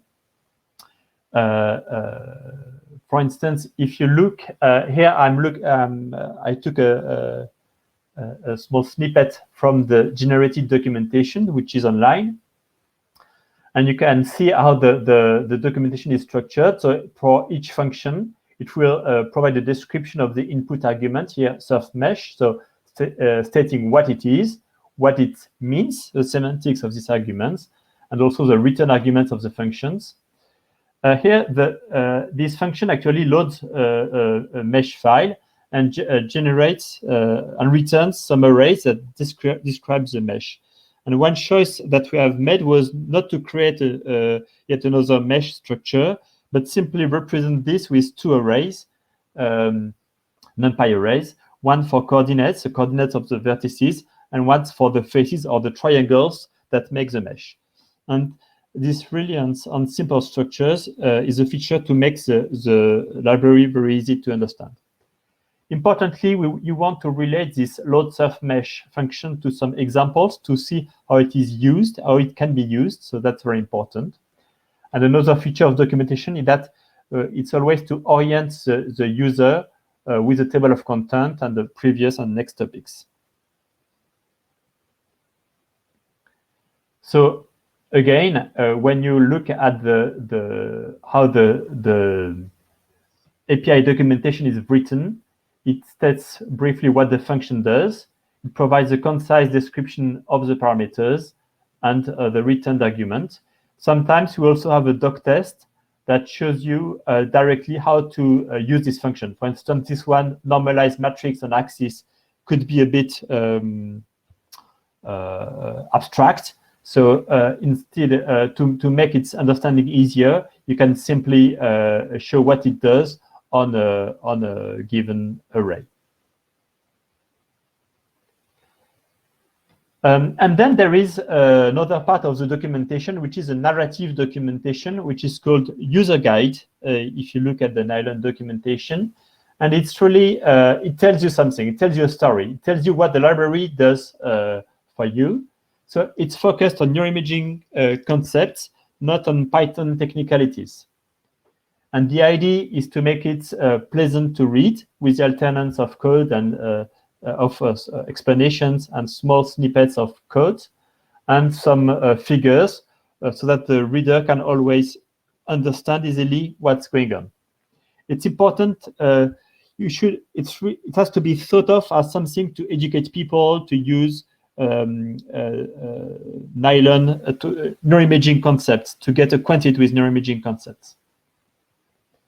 So if you look now how these kind of things are generated, so it's done in RST, so these very light files that can in which you can have the syntax encoded with the symbols, like here to make a section title, or to make references to other parts of the documentation, and then to insert images, create a table with images and explanations related to the images. So this is a very raw code that generates a piece of documentation. Actually, when your browser sees this RST code, it can immediately interpret it and create the table and all the structure. It tells you, it provides you also all the links, etc.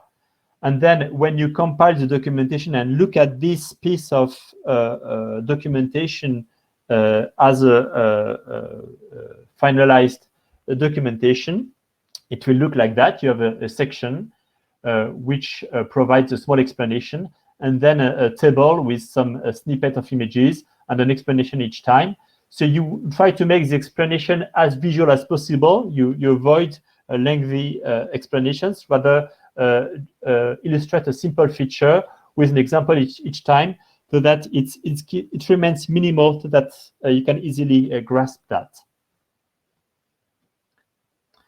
Now, the way to generate the doc, there are two main ways. You can do it locally on your machine while you are contributing. So in the Nilearn/doc directory, just type make HTML. It will generate all the documentation for the library as an HTML documents. It's very time consuming. So you can also have the fast version, make HTML-noplot, which will do the same but without executing the examples. And the other way is that documentation is generated by CircleCI when there is a pull request. So there are a certain number of steps which are launched automatically when a pull request is issued. And among them, the CircleCI will generate the documentation. And it's a kind of test also to see if everything works. Now, if you click on the CircleCI thing and go to see the documentation generated on CircleCI, in the Artifacts tab, you will see here the doc build HTML directories, in which you've got the full Nilearn documentation that is generated. So if you click on it, you have a version of the Nilearn documentation, but here it's on the CircleCI server. And so you can check how your contribution in the documentation renders. Beware the cost of documentation generation. I don't know how I haven't checked how much it is recently, but some time ago, generated all the documentation for Nilearn would take 2.5 hours, which is a lot. It was very heavy. So we try to limit the amount of computation for documentation generation, which means that the examples should be kept simple. We try to avoid downloading lots of data sets because there's a risk that the servers that provide the data are not working well. And so we have a failure of documentation generation due to the data download. So we try to reuse the same data for all the documentation. And of course, the multiplication of examples can make the project messy. So let me finish this presentation with a small example, a cool example that was actually proposed last week. It's a surface searchlight example, so it relates a bit to the work of Yulia presented previously, which started contributions on surfaces in the library. Here, the question was about people like to do this so-called multivariate pattern analysis things where they have this searchlight method, which is which takes a small patch of the image and creates a classifier and look at the prediction accuracy for features in a given region of the brain. So we've been able to do that in the volume for a long time, but people want to do that on the cortical surface. And the question is, should we, how to design a good object that does that, for instance, okay? And what people have done, so this was proposed last week, is just to provide an example. Instead of starting a long development, we could just try and do it very plainly in a short example. So it's only 85 lines of code, which is reasonable. And actually, all these lines are just, as you can see here, the new examples that could be part of the library. And it's very interesting because it illustrates what the code should do. And when you look at it, actually, it's surprisingly simple. So to do a searchlight analysis on the cortical surface, you need to identify for each vertex its neighboring vertices. So a very simple idea would be to take that vertex on the inflated mesh and look at its neighbors on the inflated mesh, which reflects the correct spatial neighboring relationships, as discussed previously by Yulia. And so actually, with just a few in 3 lines of code, you can call this A structure. Maybe A is not a good name, but okay, let's keep that for the moment. A is just a representation of all the vertices neighbors on this mesh. And then given that, given a data set, of course, and given a classifier and a cross-validation scheme, which are defined here, estimator and CV for cross-validation, you can give all that to the existing searchlight object. So X, Y, estimator, the A structure, the cross-validation object. And with this, you get a vector of scores, and you just need to plot this vector of scores on the mesh as a texture, as we said previously, by contrasting it to the chance level. And this is what you get. And so what I really like with this is that this example, maybe it's a bit too low level at the moment, but it gives us an idea of how the API should be, for instance, to define a very simple and very light surface searchlight procedure. Okay, I think it will be time to conclude now. So conclusion, documentation is essential. We cannot let a feature enter the library without a good documentation. And our suggestion today is to start from documentation because it leads you to better design and better communication with other contributors. Narrative documentation is essential for the big picture. So at the end, we think that people could learn neuroimaging concepts by reading the Nilearn documentation. And if we can succeed in that, then we've done the right job. And the writing overhead for documentation generation is small here, thanks to Sphinx. So with this, I would like to thank Nilearn core devs for organization of these days and all the discussions. Thanks to all Nilearn contributors. And thank you for your attention. May I just conclude by advertising a developer position that we are opening now, so to develop Nilearn further, especially with visualization tools, more support for beads, which I think that we are discussing, that we'll be discussing today and tomorrow for sure, and well, some improvement that we want to bring to the library. So you can see more about this job offers online. Thank you. So I'm happy to answer questions if there are any. Can I access questions?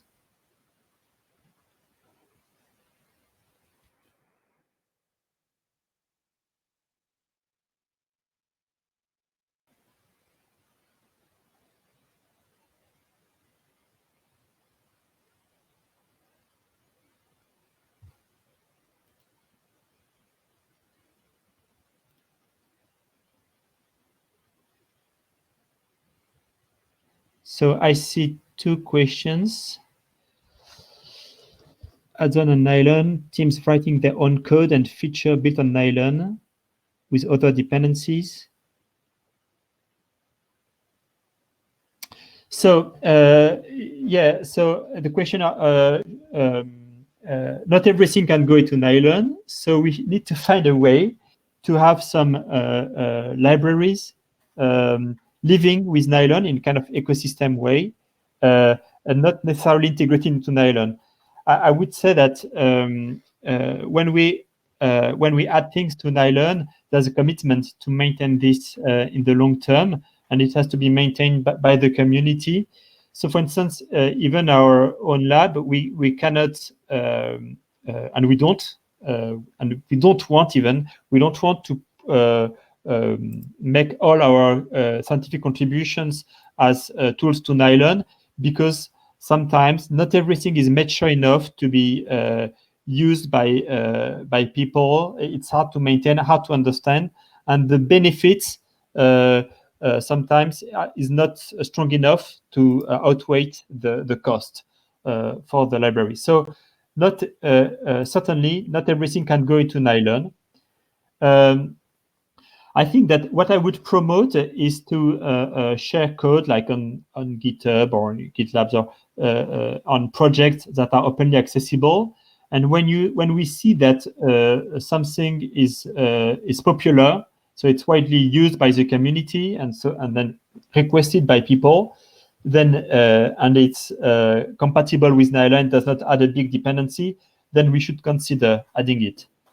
Otherwise, I think we try to maintain the Nilearn as backward compatible as possible to make it a reliable dependency. So don't hesitate to depend on Nilearn, because we won't be changing it too heavily.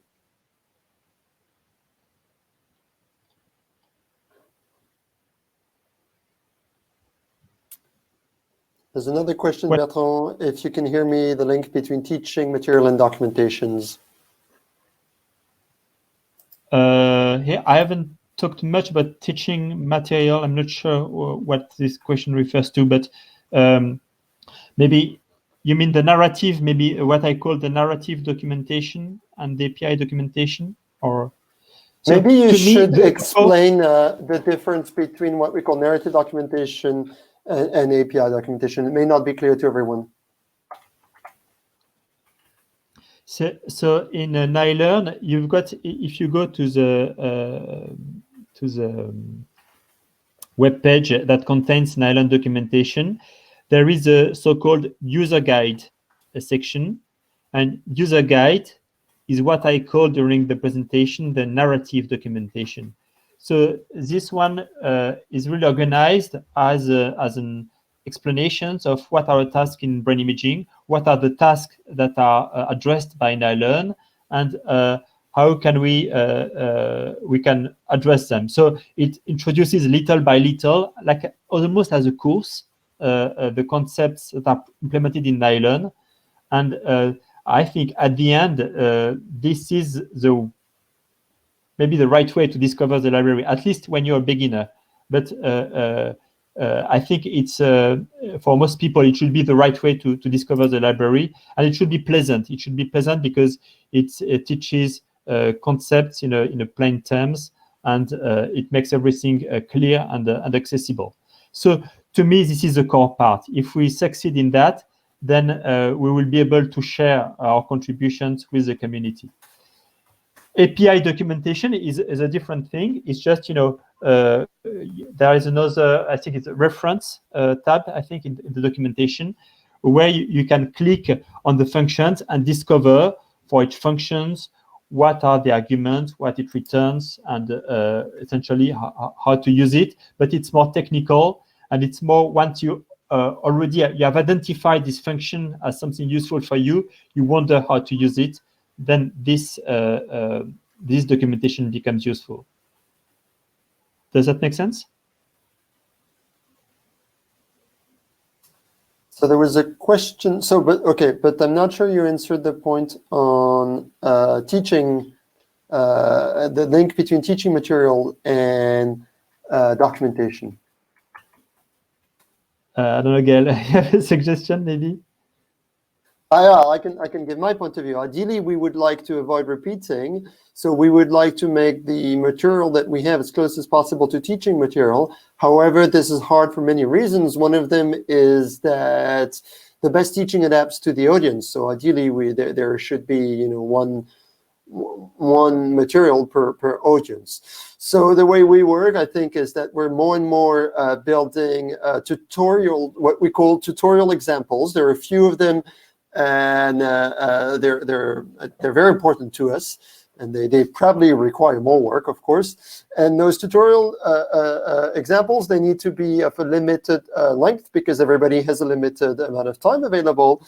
But ideally, they should be the basis for an introduction to a specific feature. And then there should be maybe another example that's more advanced, and ideally teaching should be able to basically take those examples and combine them and build a class. This is the ideal world. I'm not sure we're there, but this is where we want to be. There was a question about the overlap between Nilearn and NiPy. Do you want to answer that one, Bertrand? Yes. So Nilearn, NiPy and NiPy. Sorry. Yeah. So Nilearn has been designed. So as Gaël said after Yulia's talk, historically everything originated with NiPy, which has built a community of Python developers and Python tools for neuroimaging. The NiPy project currently is no longer actively maintained, and so I think there's not much effort put on it. So I think it's not. I would not advise to rely on it as it is now.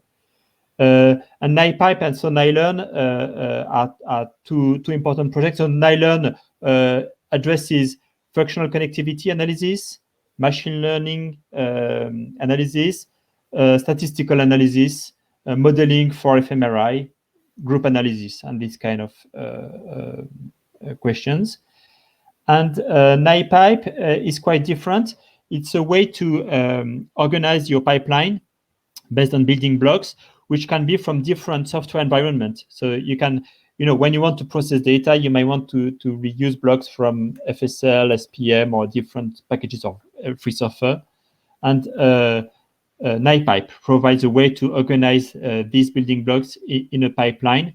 So it's a different spirit. It's more a time of chaining complex treatments in a unified way. And it's actively maintained by the community. So Nilearn is more, once you have your data pre-processed, okay, now you want to do your statistical analysis, you want to do some analysis task on it, and for some of these analysis tasks, and Nilearn provides solution. And there's a last question about the future of NiStats. It comes from Roberto asking, will it focus on implementation of univariate analysis, or has it more goal? I think we're losing Bertrand. He has a pretty bad connection at his place. So maybe I can comment. The goal of NiStat, well, the situation is that we want to decommission NiStat and merge NiStat into Nilearn. So basically, the idea is that in the long run, there will be no longer NiStats, and we will have Nilearn.statistics, Nilearn.something. It's been merged in. It's in the not released version, in development version of Nilearn. I encourage everybody to use it. We think it will make the ecosystem stronger, because right now you had to install and keep up to date 2 packages, and you will basically have only one to install and keep up to date.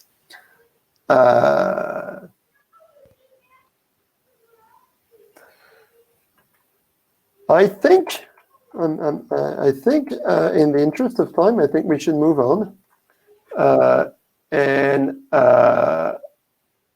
Thank you, Bertrand, for this presentation. Everybody can keep asking questions in the chat. and I think I'll switch to my presentation. I have a conflict of interest. I'm being both session chair and speaker, which is bad. Okay, so now I need to share my screen.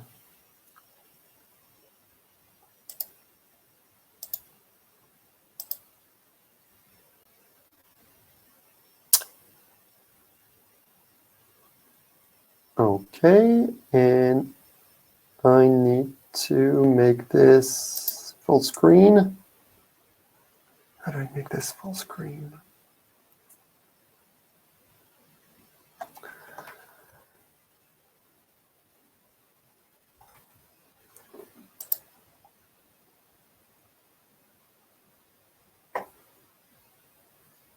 All right, here we go.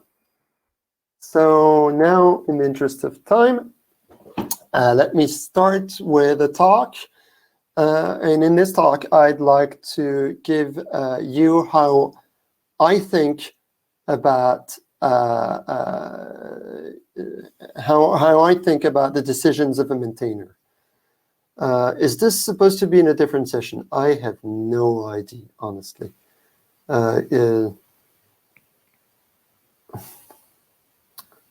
Does anyone of the organization team knows if we should be switching to another session? Chris says to stay here. There is another. Can somebody comment in the other session that it's happening here? This is unfortunately confusing. I'm sorry. Yeah. So can somebody comment there that basically it's happening here? We're learning this system.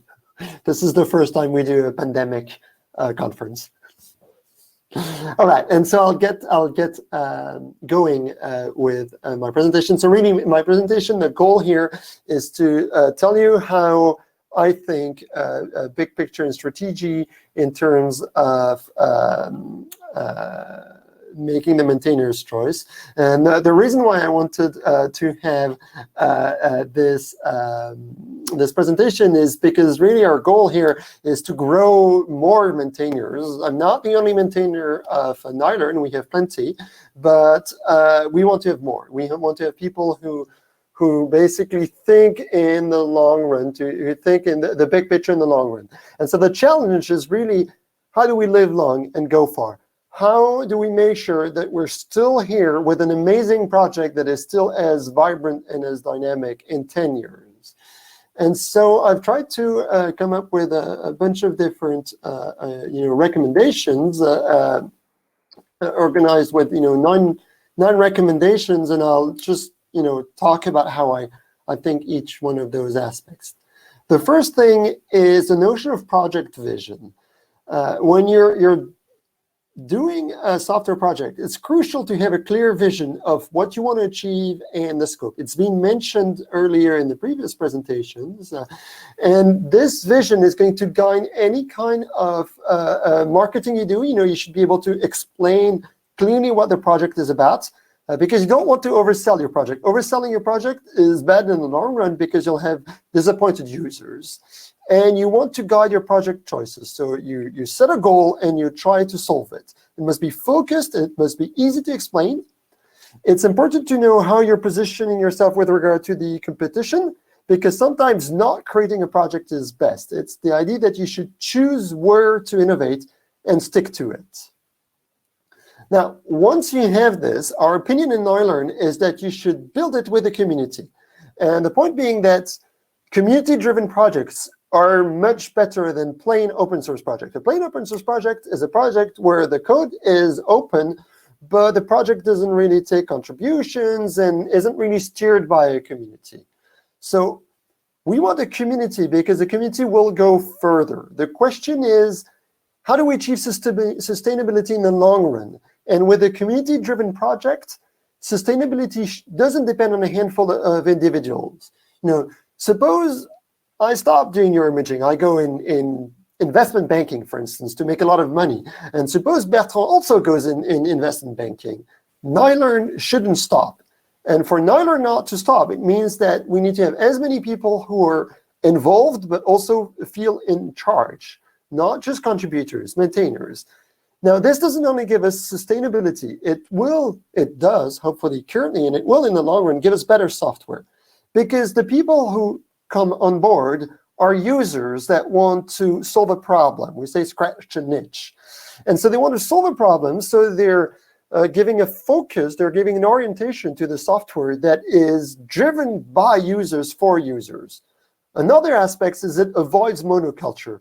We need to have contributors that come from all kind of different labs with all kind of different practices, and it's already the case, but we want to increase it even more. Bertrand and I tend to share too many things. We want to have more contributors and maintainers who disagree with us. A community, of course, doesn't happen by itself. It needs love, and for this you need to invest in people. There's this great book that's called Peopleware that's about managing coders. And this means making sure that the communication of the project goes well. So whether it's online or with actual in-person events, such as sprints. Now, currently, the sprint will be online because of COVID.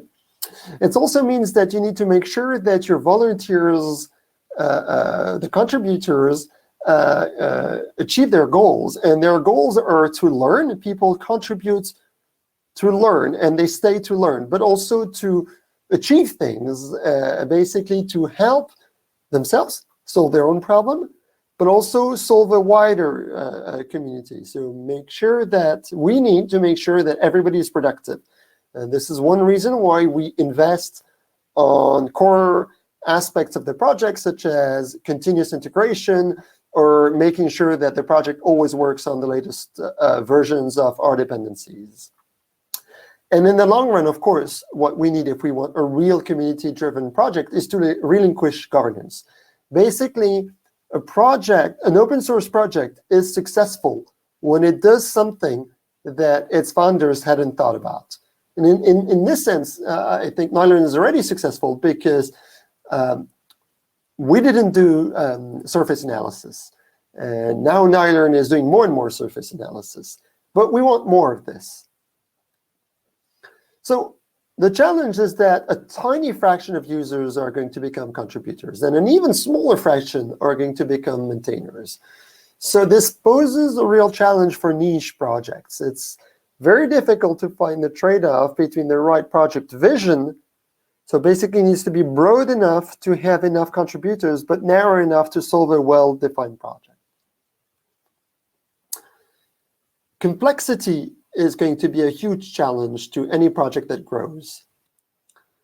First of all, if our goal is to have a community, we want to be inclusive. And being inclusive means that we need to keep it simple. Every required skill that we add to the project, so for instance, C++, convex optimization, parallel computing, brain anatomy, will make it harder to contribute. A project's required skill set should lie at the intersection of the skills of sufficient people. And this is important to keep in mind because it means that we are going to give up on certain things because they require new skills. The goal is to not rely on a few super individuals, because then these super individuals become single points of failure. Finally, understanding is harder than building. There's this famous quote by Brian Kernighan. Brian Kernighan is super famous developer. He is one of the person who built Unix, the Unix operating system. And he once said that debugging is twice as hard as writing the code in the first place. Therefore, if you write the code as cleverly as possible, you are by definition not smart enough to debug it. So this is crucial to keep in mind. If you try to do something too complex, you will drown under it. Your everyday roadblock is the cognitive load. And as an example, try reading your own work. For instance, your own old code.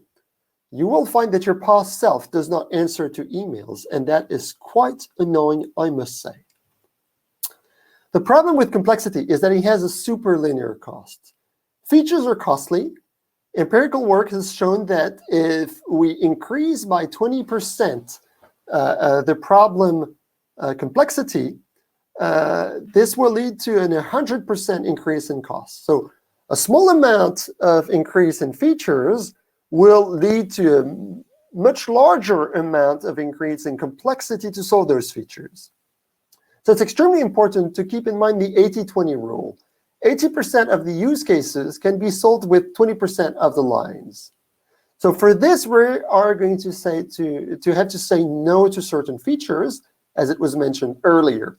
This means that we're avoiding what we call feature creep. Feature creep will be adding features without good control.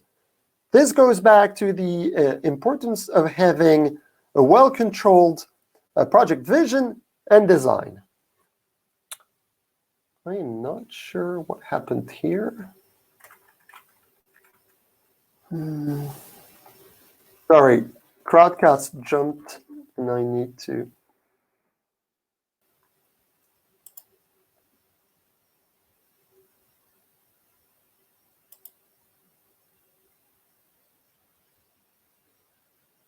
There we go, we're back. Okay, so features are costly, but abstract code is also costly. We can do object-oriented programming, we can use design patterns, we can use multiple inheritance, we can rely on pure functional programming. If you want to be a super programmer, you probably need to study these things. It's useful to know them. It's useful to know not to use them. For many reasons. One, I suspect a significant fraction of the audience does not understand what it means, and it's fine, because they're not necessary, not always, very seldom. You should only use the sophisticated tool when you need it. You should always use the simplest possible answer for a given problem. So we need to know how to be sophisticated and to know not to be sophisticated.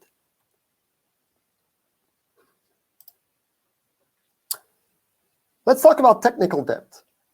Today's asset may be tomorrow's liability. For instance, the phone booth. For a company that has implemented hundreds of thousands of phone booths, it now needs to maintain them. They're no longer a good source of revenue. So we need to choose extremely widely what to include in a project. Is a given feature a pet project of someone or a killer feature?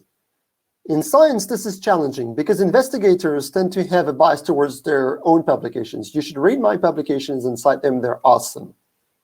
However, from a software point of view, how do we know whether something is useful, revolutionary, or oversold?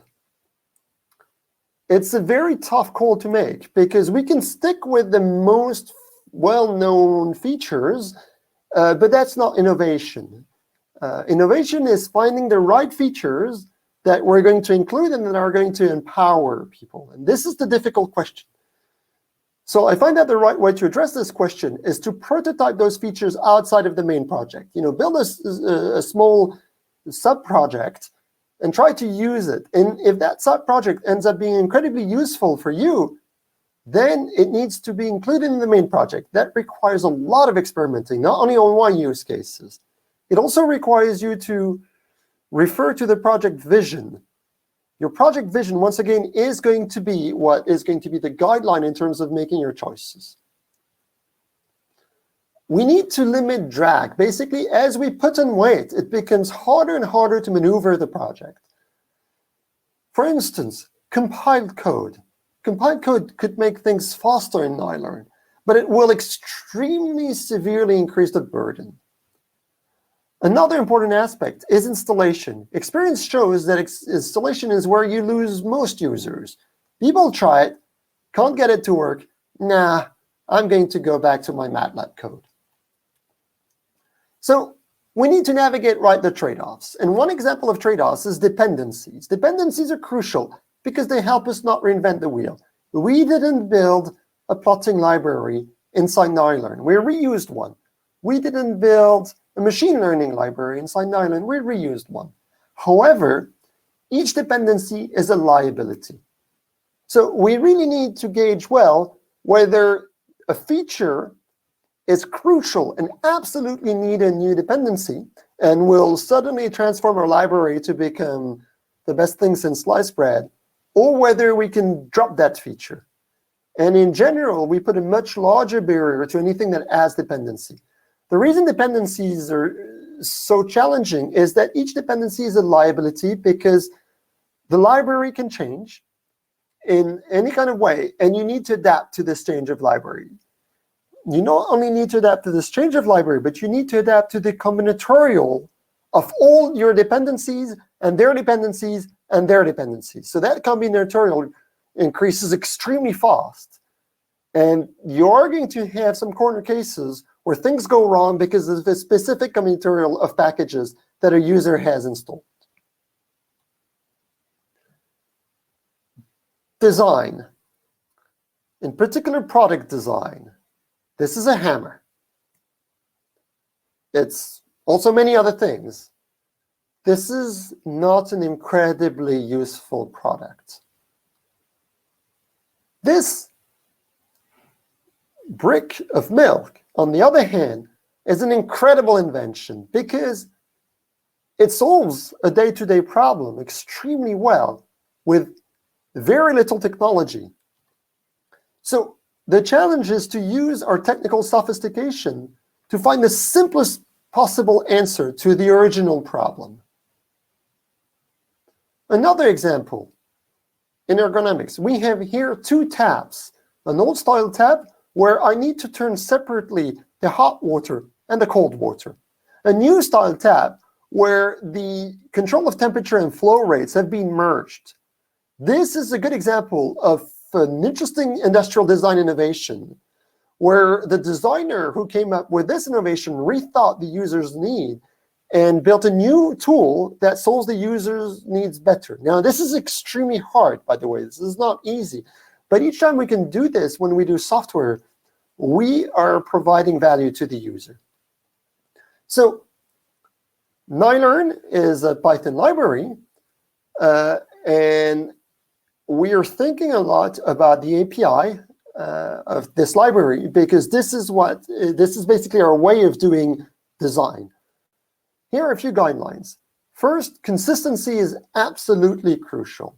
We want orders of arguments to be as close as possible. We want names of argument to be basically the same. So in Nilearn, there's a rule that if a name is made of two words, then there's an underscore between those two words. And it's a systematic rule, and there is no going around it because it reduces the cognitive overload. Functions are easier to understand than classes. Objects have hidden states. They have no universal input, output. We can do most of the things in functions. We're not dogmatic either. When we need a class, we use a class. A library, any kind of library, should hinge on a very small number of concepts because picking up the library requires learning all those concepts. So, which data structures are we going to use? What kind of objects are we going to have? Each time, this is a burden for the user to learn. So we need to reduce this as much as possible. Likewise, common data containers make the ecosystem stronger. So NumPy arrays, pandas data frame, nifty containers, this is absolutely crucial, and this is bigger than a single library. Each function should have only one purpose. We do not want change of behavior depending on the input type. As a consequence, a function should be easy to explain. We should be coding for interface, so basically not coding for a specific data structure, but rather for a specific content of the data structure. However, we need to be careful about objects that look similar but are not. In Python, we have the NumPy matrix and the NumPy array. That's the reason why the NumPy matrix is frowned upon by the community. If you're going to design objects, you should be aware of properties. Properties, for those who don't know, are a way in Python to expose an attribute that is computed dynamically by a method. The problem about this, so they allow you to basically adapt your object to give it any kind of surface, any kind of interface that you want. The problem with this is that they're obfuscating the detailed model of the object. So we try to avoid properties. Likewise, shallow objects and shallow APIs are better than deep objects and deep APIs. The reason is that a user, an advanced user or a beginner, understands an object by its surface, by basically what methods and attributes the object exposes. And if we try to do many composition, we get cognitive overload again. Error messages matter hugely, and warnings matter hugely. It's very important to explain the problem as well as possible in an error message, and I'm sure we can do many progresses in Nilearn. And if there's a value that triggers this error message, we should print it, because it makes it much easier for the user who gets this error message to debug the problem. And finally, we want to be Pythonic. What we mean by this is that we want to have a syntax that looks like Python. We don't want to do syntax hacks. There are all kinds of ways of doing hacks in Python. We should avoid those hacks. We want to build our projects by iterations. So short cycles and limited ambition. We're not there to build a super complex object like a car from scratch. We're there to iterate, building the project more and more complex. And as we learn, we become more expert. We understand our problem space better, and we're able to do a better iteration. The value is that it allows us to keep coming back to our users. The way we do this, ideally, is by releasing early, releasing often. There's a trade-off to find here. In Nilearn, we try to release every 6 months. It's a bit long, but given the size of our maintaining team, there's the overhead of releasing. We have limited resources, but limited resources are good. We need success in the short term, not in the long term. It's the idea of the startup culture. We need to fail fast. So we need to identify quickly non-viable projects. We do not want to embark in very big endeavors that require many person years to solve, because we're going to spend those many person years and we're not going to be able to confront these to users. And after those many person years, we will know whether we're successful or not. It's the simplest solution that works at its best. That is absolutely crucial. The simplest solution should be doable in a reasonable amount of time to be able to present it to the user. Quality should be an absolute priority. Why? Because it will give us users, and on the other hand, bugs will give us a bad reputation. People would rather use a software without bugs, surprisingly. It will also give us developers. The reason it will give us developers is that people are happy to contribute to a project where they learn and they improve.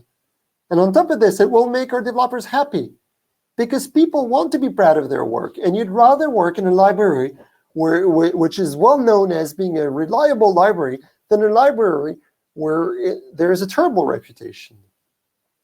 So we should do less and do better. Now, this goes against the grants incentive system. Tough luck. We're here to build a good product, and we'll do what we can with the grants.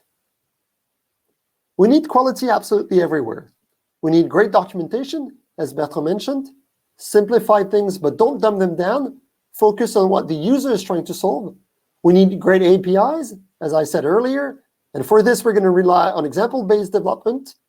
If our API is hard to explain, we're going to try to rethink the concepts, which means that we try to explain the API to each other. When somebody proposes a feature, I look at the examples to figure out what this feature does. If I don't understand the examples, I'm going to tell that we need to rethink the feature.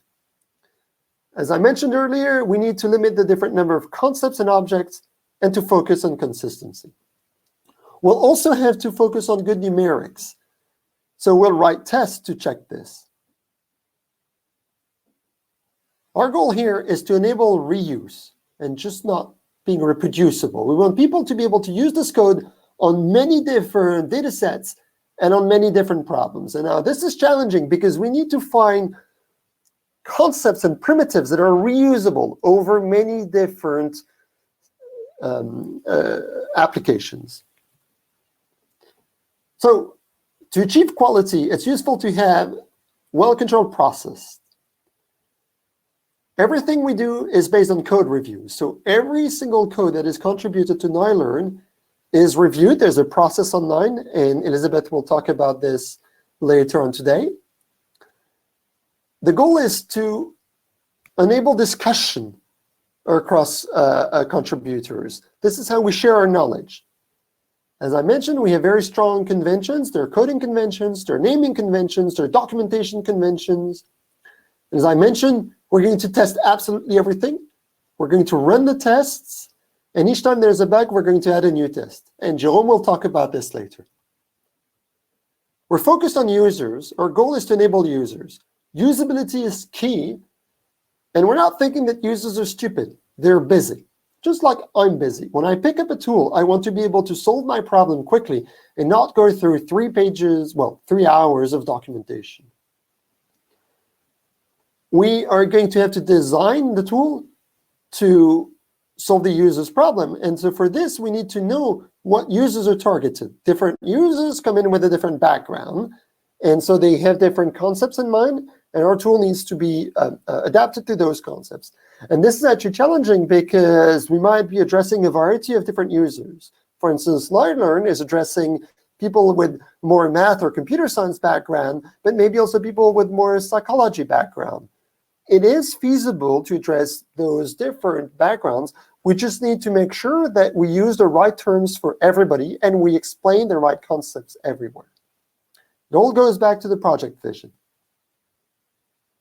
Our goal is to reduce the user's cognitive load. It's back to design, and design is an extremely hard problem.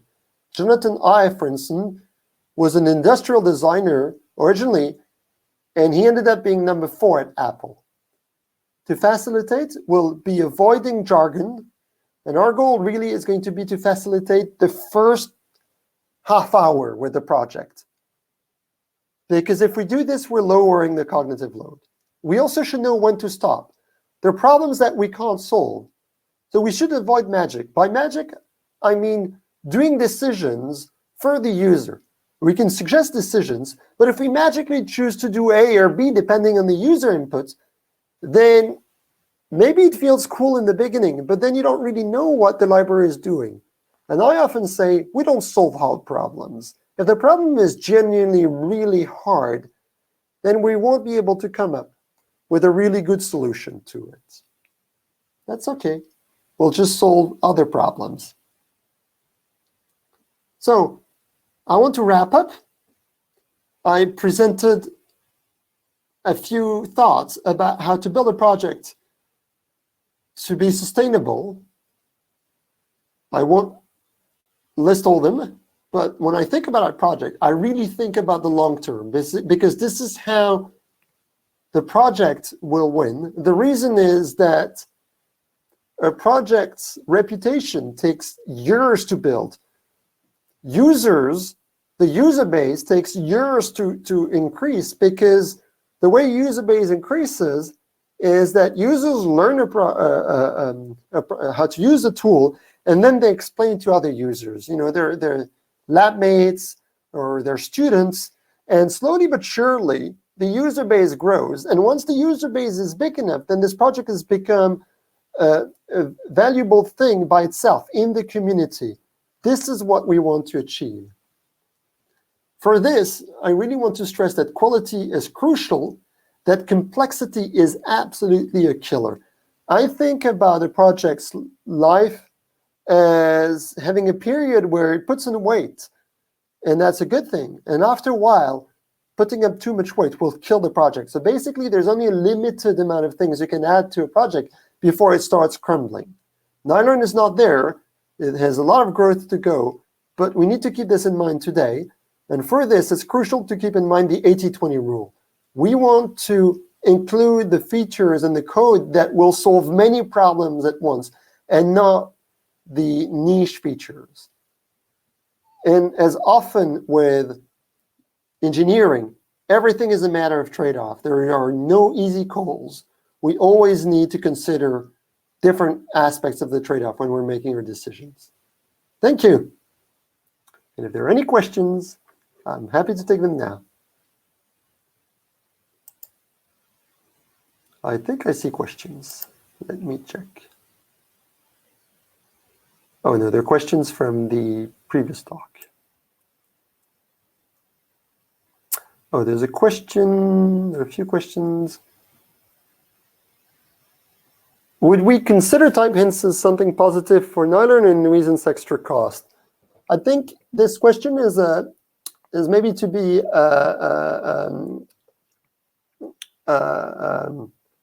asked at a wider audience, because it's about knowing our developer base. Is our developer base happy with type hints? Does our developer base use tools that benefit from type hints? If so, it's a good thing. If the developer base doesn't use tools that benefits from type hints, if the developer base looks at types and think, oh my God, I don't understand this, then we shouldn't add them.